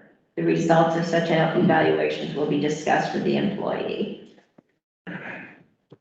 So that's the change we made in performance evaluations. It's pretty much the same it was in 2018, but with the adding of the quarterly review and updating the language. You want to have a quarterly review now. The performance evaluation will be done on an annual basis, Yeah. but there will be quarterly reviews so that people can be informed about how they're doing so far in the year and not just informed once per year. Excuse me. Sure. I'm sorry, but back on section 12, what about e-cigarettes? Does, So that's in there, yeah, it's all, the tobacco is mentioned in there. Lighted tobacco products in any workplace and the What's on it? it hereby prohibits employees' use of tobacco in any form, including electronic. Okay, so now on page 9. Okay, now on page 9, there's no change in 14, 15, or 16. On page 10, there's no change in section 17. And now we get to section 18, and you can really follow along with this by looking at your comparison sheet. First of all, we received a request during our interviews to include the retirement benefits in this portion of the policy, which we have done. And we were asked to define eligibility in each section where eligibility applies, so that anyone picking up this policy and wondering if they're eligible for any particular benefit would be able to read it right in association with that benefit itself, instead of having to go back and see if they're an eligible person. So in healthcare, you'll see that eligibility are full-time employees and eligible elected officials who work full-time and their spouses and eligible dependents. Full-time elected officials shall sign addendum B. So this makes it possible for Kim to have access to Town of Grafton healthcare benefits. She's full-time. Now, I just want to point out that and their spouses and eligible dependents is leaving the policy the same as it was in 2018, where full-time employees, elected officials, spouses, and eligible dependents were voted on by the select board to be included in eligibility. To our knowledge, full-time employees and full-time elected officials were the eligible people in 2016, and the spouses and eligible dependents were added in 2018. Okay, for the retirement benefit, employees and elected officials who work 24 or more hours per week and 1,040 or more hours in a year. This eligibility standard is set by the Vermont Municipal Employees Retirement System, and it must be followed because Grafton is a participant in VEMRS. For holiday leave, eligibility is full-time employees and eligible elected officials. And holiday leave, as you know, because it's already been approved by the select board, we added Columbus Day, Indigenous Peoples Day. Vacation leave, we only added the eligibility, full-time employees, unless altered by the select board for a new hire based on years of relevant job experience, eligible elected officials. So the select board can act and give a person with career experience who has earned vacation leave in a previous job by separate agreement can afford that person additional vacation leave. Number 21, sick leave. Eligibility is again defined by state law, and the law specifically is what's known as the earned sick time law. And what Kathy and I did was to make sure that our policy is consistent with that, the provisions of that statute. So the eligibility for sick leave is any employee or elected official who is 18 years of age or older, works an average of 18 or more hours per week, and is expected to work more than 20 hours in a 12-month period. Newly hired and You mean employees 20 under weeks, probationary period are You eligible. mean 20 weeks, not hours? Mine says 20 weeks. I think that is 20 weeks. Anyway, Yeah, you said hours. It is 20 weeks. Okay. for clarification about sick leave on vacation, we, Oh, thank you, Kathy. I put down in bold letter, requires for vacation should be submitted to the employee's supervisor as soon as possible, but not less than 1 week in advance of the requested time off. Thank you, Kathy. During our interviews, we received feedback that there's variation in whether or not and how employees request vacation time and comp time. So what we did is we just bolded in the policy itself that you have to ask your supervisor. If not, a change. So I have to submit a letter to the board for my time? You don't have to submit a letter, Danny, you just will figure out a process for you to do that. But yeah, the, Bill needs to we need to figure out a process for Bill and for you, because technically the select board is your supervisor. Okay, the letter C, which is underscored in definition, which gets a correction from the wording in 2018. And in sick leave, state personal time for eligible part-time employees will be prorated. And that's only in there because this is expected to work more than 20 hours in a 12-month period, according to the state law. Okay.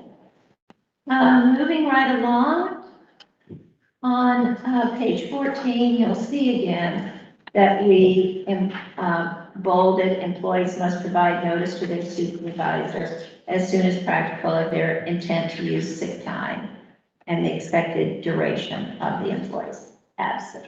That's earned sick time. Earned sick time, thank you. Okay, and now then, no changes on page 15, 16, and now we get to overtime and compensatory time off, which is on the other side of your comparison sheet.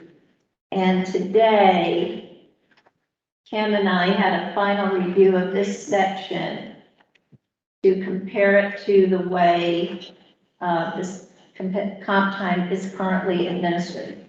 As Kathy mentioned, Kathy and I sat down with Kim and with Michelle so that we could have a deeper understanding of exactly how comp time is calculated by the town of Grafton.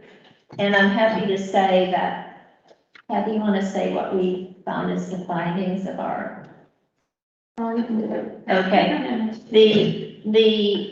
We found that the administration of this policy on the part of employees and on the part of our administrator is absolutely consistent with the policy as it is written. We think it's actually pristine. So I'm just going to hand out the revised sheet. Kathy. Andy's then.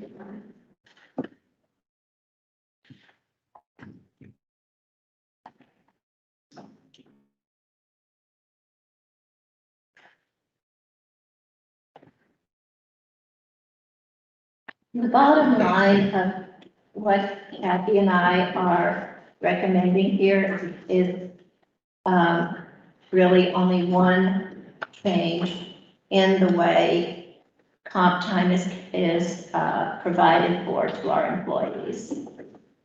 And I just want to step you through this with Kathy's help.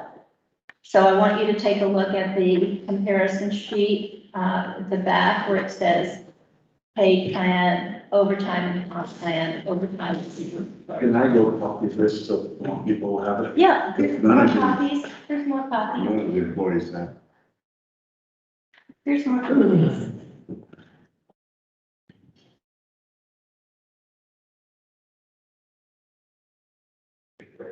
Okay, while Bill's handing that out, I'm just gonna go over this first part, which is, in our interviews, we received questions about eligibility. And we received questions specifically about what does it mean to be a non-exempt employee and eligible for overtime and comp time compared to an exempt employee who is not eligible for overtime and comp time. And so we provided the specific definition from the Federal Labor Standards Act so that anyone reading this policy would understand the difference between a non-exempt employee and an exempt employee, and keeping in mind that overtime and comp time are only available to non-exempt employees. Essentially, a non-exempt employee is an hourly employee with no one reporting to him or her and is exempted from the FLSA overtime regulation. Exempt employees have a relatively high level of responsibility to kind of keep the business running. So, moving on then to the actual change we made. So what Kathy and I decided is that the comp time benefit is very highly valued by our employees. It means a lot to them to receive comp time. And therefore, what we decided is, after studying the administration and the findings and talking to employees, to only make one change in the way comp time is administered now. And I'm just going to step you through this because it's so important to understand it. We are codifying the current practice. The current practice was pretty much instituted in the 2018 personnel policy. Comp time is earned at a rate of 1.5 hours for each hour worked in excess of 40 hours, at the rate of 1 hour per 1 hour in excess of 32 hours, up to 40 hours for employees working at town hall, worked in any work week. The definition of how you calculate overtime, it includes sick leave, vacations, comp time, and paid holidays taken during the same work week shall be counted as time worked for the purpose of computing overtime. And that, as you can see on your comparison sheet, has evolved over the years. In 2002, when comp time was first introduced to the town, the employees had to was the work that's known as actual work, which is a bit of a misnomer but nonetheless, you had to actually be working. In 2016, paid holidays counted in the calculation of overtime.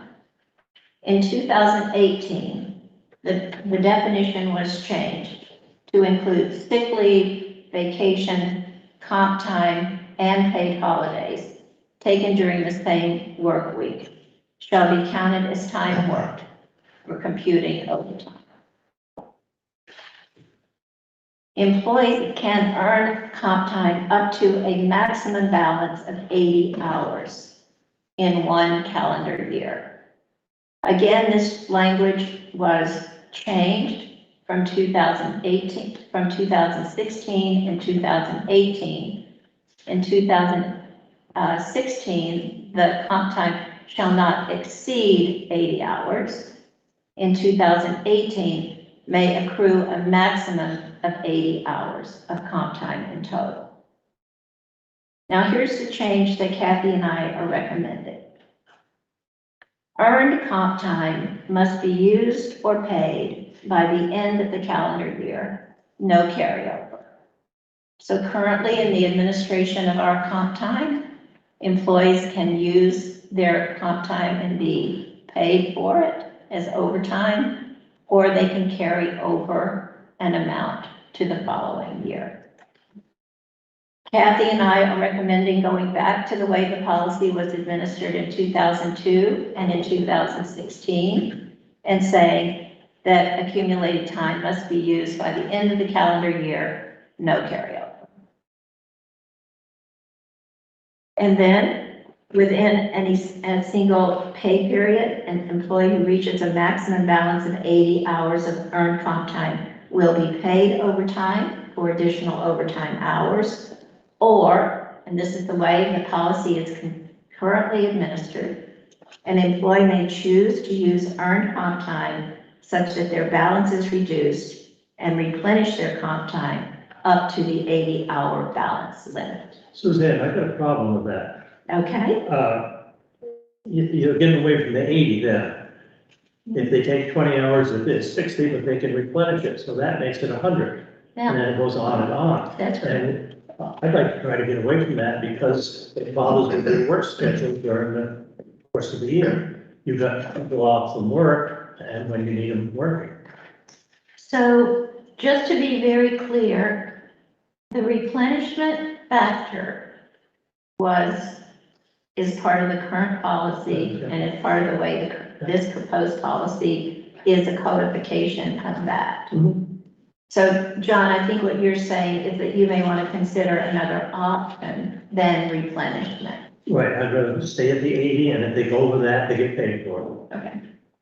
I think, if the select board would like to consider that option, I think that's certainly within our purview to do so, John.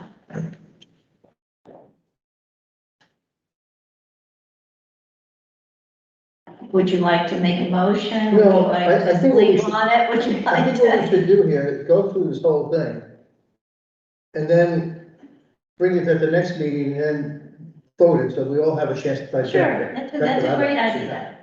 No? I don't have against that, anybody have against that? No, I think that's I a great mean, idea. even for Rich he's kind of been baptized by fire here. Yeah, right? Yes, Bill?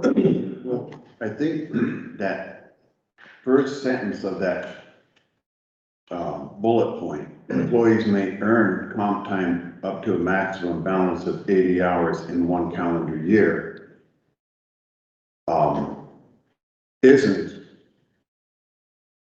isn't what the policy then goes on to say. You're not limited to earning 80 hours in one calendar year. So either you are or you're not. You may accrue comp time up to 80 hours during the calendar year, but you're not, otherwise you are limited. If this wording is accepted, you're limited to 80 hours in a calendar year to earn.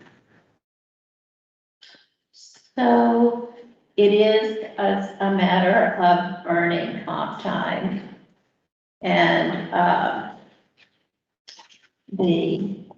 Oh, no, it is a matter of earning it sometimes, but it's how much can you accrue in a year? If you're limited, if you are saying you can only earn 80 hours, you can only earn 80 hours. If you can accrue 80 hours by earning it, then you can keep replenishing it, but it's the accrual that is the terms that you're using that it is not clear. okay. So I understand what you're saying. And again, I think we can, to John and Joe's point, we can, sleep on this and talk about it at the next meeting and really ruminate about it. Yeah, I would. But just so you can have all the information, here are the definitions that are used for comp time earned and comp time paid. You got those.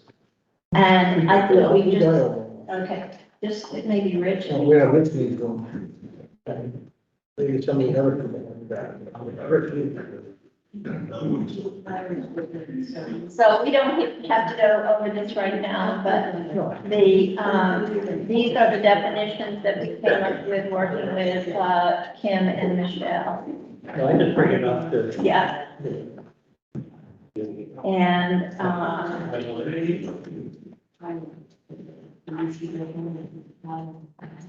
But so I understand this is all moving. Once they reach 80 hours, anything over, they get paid for to the time that the clock stops again. What happens if you have a bad winter and They get better, they get more overtime, yeah.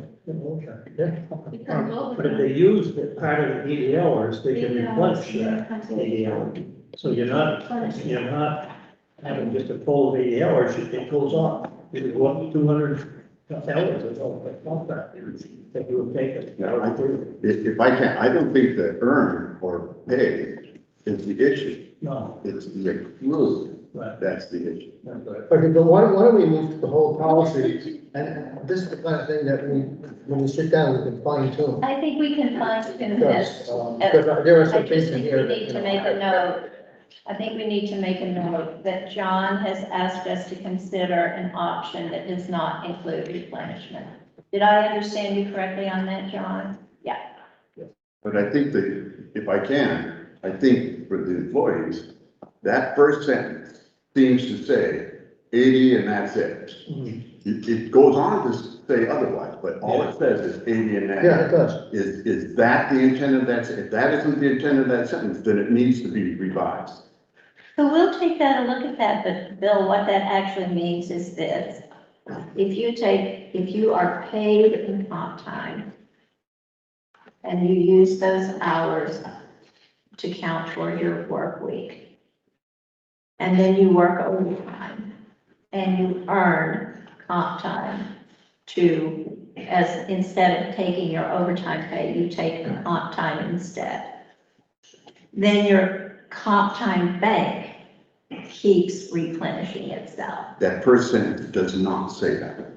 Which first sentence are you referring The to? employees may earn comp time up to a maximum balance of 80 hours in one calendar year. Yeah. You're saying 80 hours is all they can earn in one calendar year.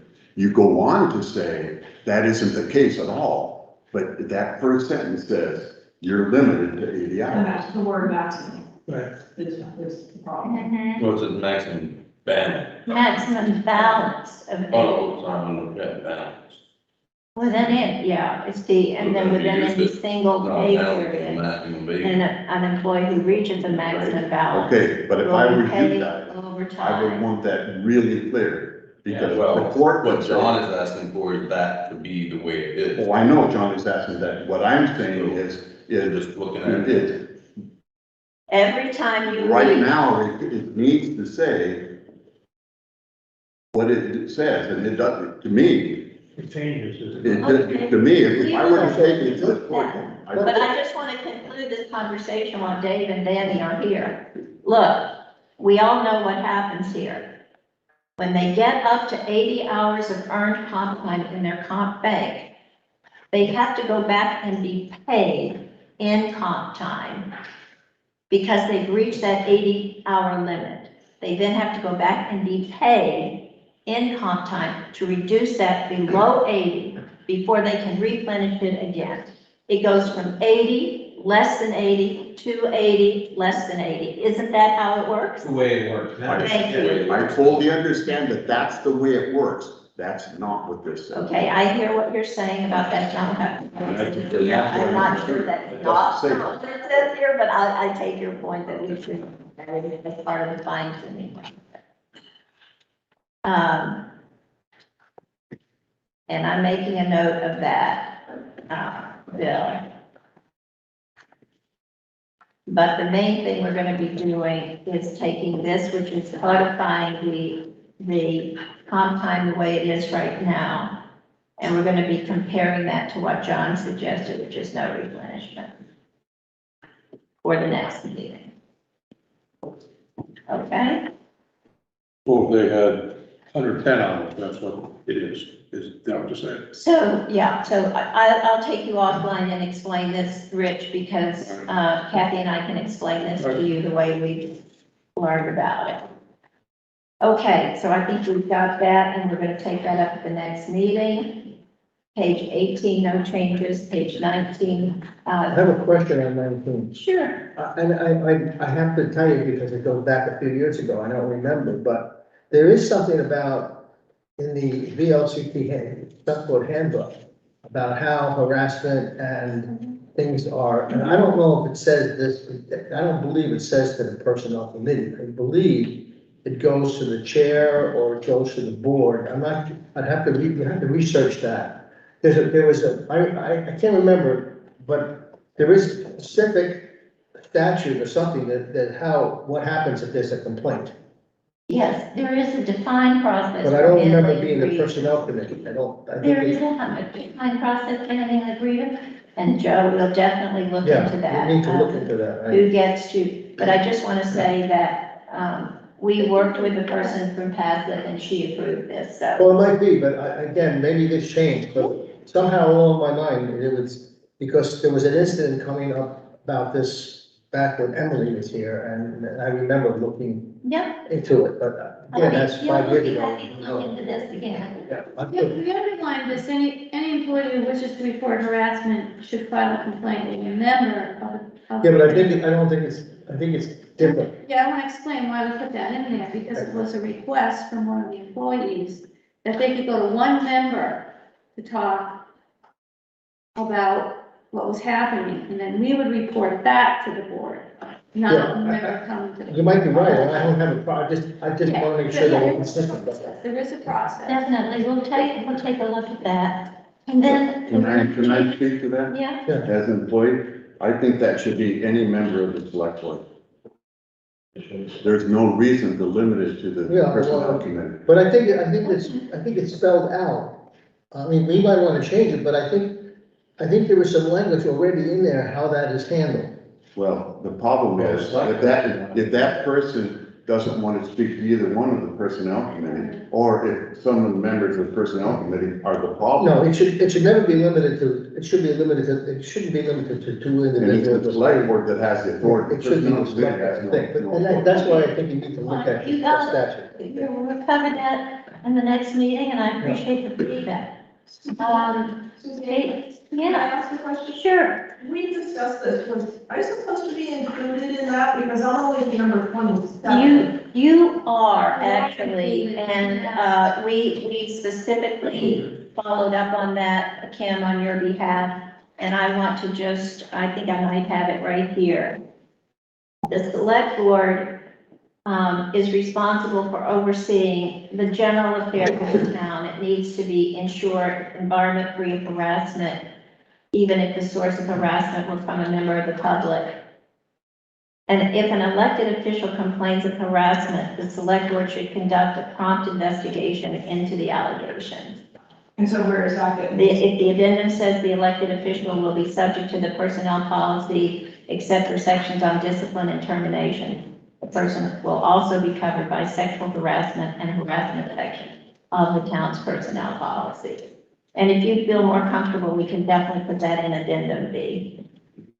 Where would you put it otherwise? What were you planning on doing? It would, well, because the information we got from Passive said that the elected officials are covered by that portion of the policy. But if you would feel more comfortable, we can put it in addendum B, that sections 30 and section equal the sexual harassment and the employment harassment discrimination can be covered under your addendum. But wouldn't it be, I mean, like our listers are in the office and they're elected, so would they be considered still to report under this? Okay. Definitely. Yeah, I'd like it put somewhere so it Okay. covers all of our elected officials. Okay.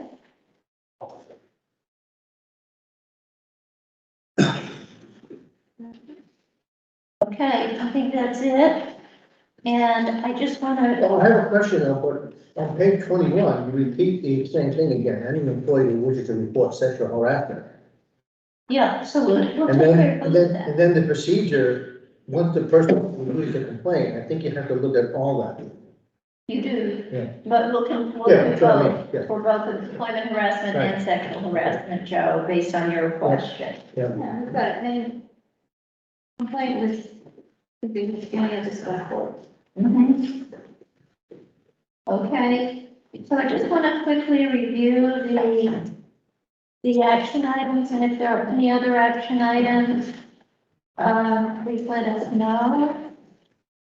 So we are going to consider the option of no replenishment. We are going to look at the language of maximum in one calendar year of 80 hours and see if that is the way to do or not. We are going to talk to the LCT about employment harassment, sexual harassment, and find out definition of the grievance process and who gets to receive the complaints. And we're going to add the elected officials to the sexual harassment and employee harassment sections of the policy under eligibility. Are there any other action items that came out of this discussion? Okay, and so then could we just go ahead and request an item on the agenda for 12:20? Yes, so actually, it'll be on there. And thank you very much. Okay, thank you. Other business, is there any other business? Yes, I just want to say that coming out of the blue and not knowing anything that you have done, I thought that was really clearly put together. And you guys knew where you needed to look for questions, and I think John's concerns about how we will put through. So I would just say, well done. And the changes, annoying and but quite easy to follow. Thank you. And we are grateful to the employees who gave us so much of their time to help us learn and help us understand what the needs are. Thank you. do we have any other business?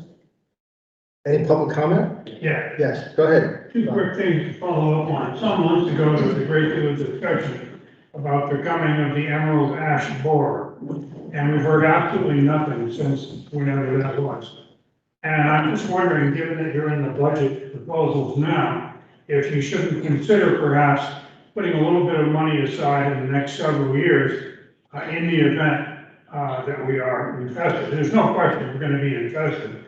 I also wonder whether or not you're in touch with anybody, the county forester or anybody at the state level, to be aware of what may be befalling the town in the near future. The reason I suggest putting money aside is that if there are large trees that need to be taken down, my understanding is that our highway department doesn't do that. They put it out into the general public. So I'm just wondering if it's not a good idea to begin putting a little money away to consider that. So that's one thing. I assume there's still no town forester, is that right? That is correct. Would you like to Do be? anything about that, or? We've advertised, we've done everything we can, and we can't find a volunteer. Okay. The other thing that I'm wondering about is there was gonna be a big cleanup on Route 121 West, and whatever happened to that? Kathy, you wanna? Yeah, we did a cleanup, A little bit, yeah. but not the one that we wanted to do, because the owners felt if we found anything that was suspicious or drug related or any kind of hazardous material, it's up to the landowner to fix that. They didn't want to do it. So the landowner has refused to do it. They refused. So, Okay, now one other question. I know that one of the landowners up there donated a considerable amount of money towards cleanup. yeah. How has that been accounted for? Because as far as we can tell, the town never saw any of it. No, that went to the guy, all the volunteers that came up from Pete's, up in Wyndham. They removed all the trash in all those areas from where we couldn't do it, all the way up to the line. And I'll tell you, the trash is unbelievable that they picked up. So that's where the money went for the disposal of that, and for the two, actually for Austin and his friend doing traffic control. That's where the money went. Oh, I was under the impression that the dumpster was already provided. That doesn't make any No, difference. it was, they had to truck what they pulled out up to Wyndham, to the dumpsters. As long as it's accounted for, because Yeah, it was. there was no record of it here. Nobody walked up with all that, One never knows, who won. Okay, thank you. Thank you, Don. Any other public comment? If not, the next regular meeting will be here on Monday, December 20th at 6 P.M. Somebody want to make a motion to adjourn? Do we have a second? Okay. All in favor of adjournment? All in favor of adjournment? Say aye.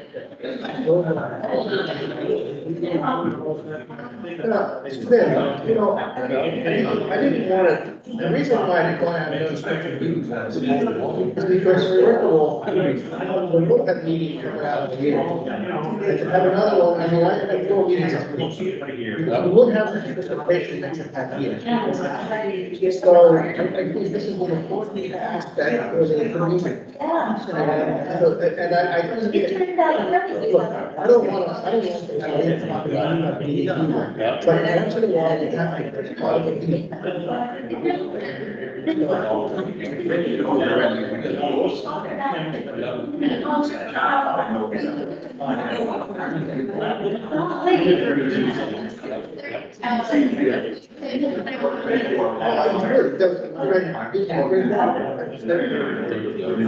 you, I'm so glad we went Work for me.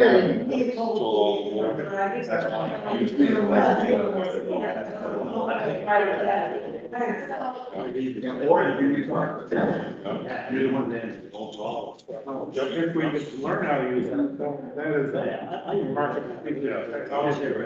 Yeah, all he has to do, I think, is plug in. I'll go with you. You might need some back. Yeah. Well, he probably could guide me.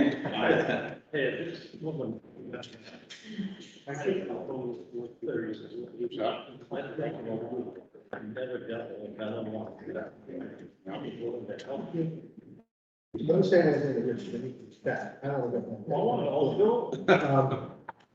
Anything you need, okay, I know you're not here every day. Yep. But feel free, as you check in with Bill, anytime you want, anything that needs to be done. Yep. Call me, call John, call anybody. Okay. You know, it's gonna be a little, it'll be some tough time getting, Sure. to speed. Sure. And unfortunately, you're coming in a very tough time because the COVID time, Yep. everything's in Yep. the year, and almost like that. But I'm, you know, I being the chair, I'm in there almost 4 days a week, sometimes 3.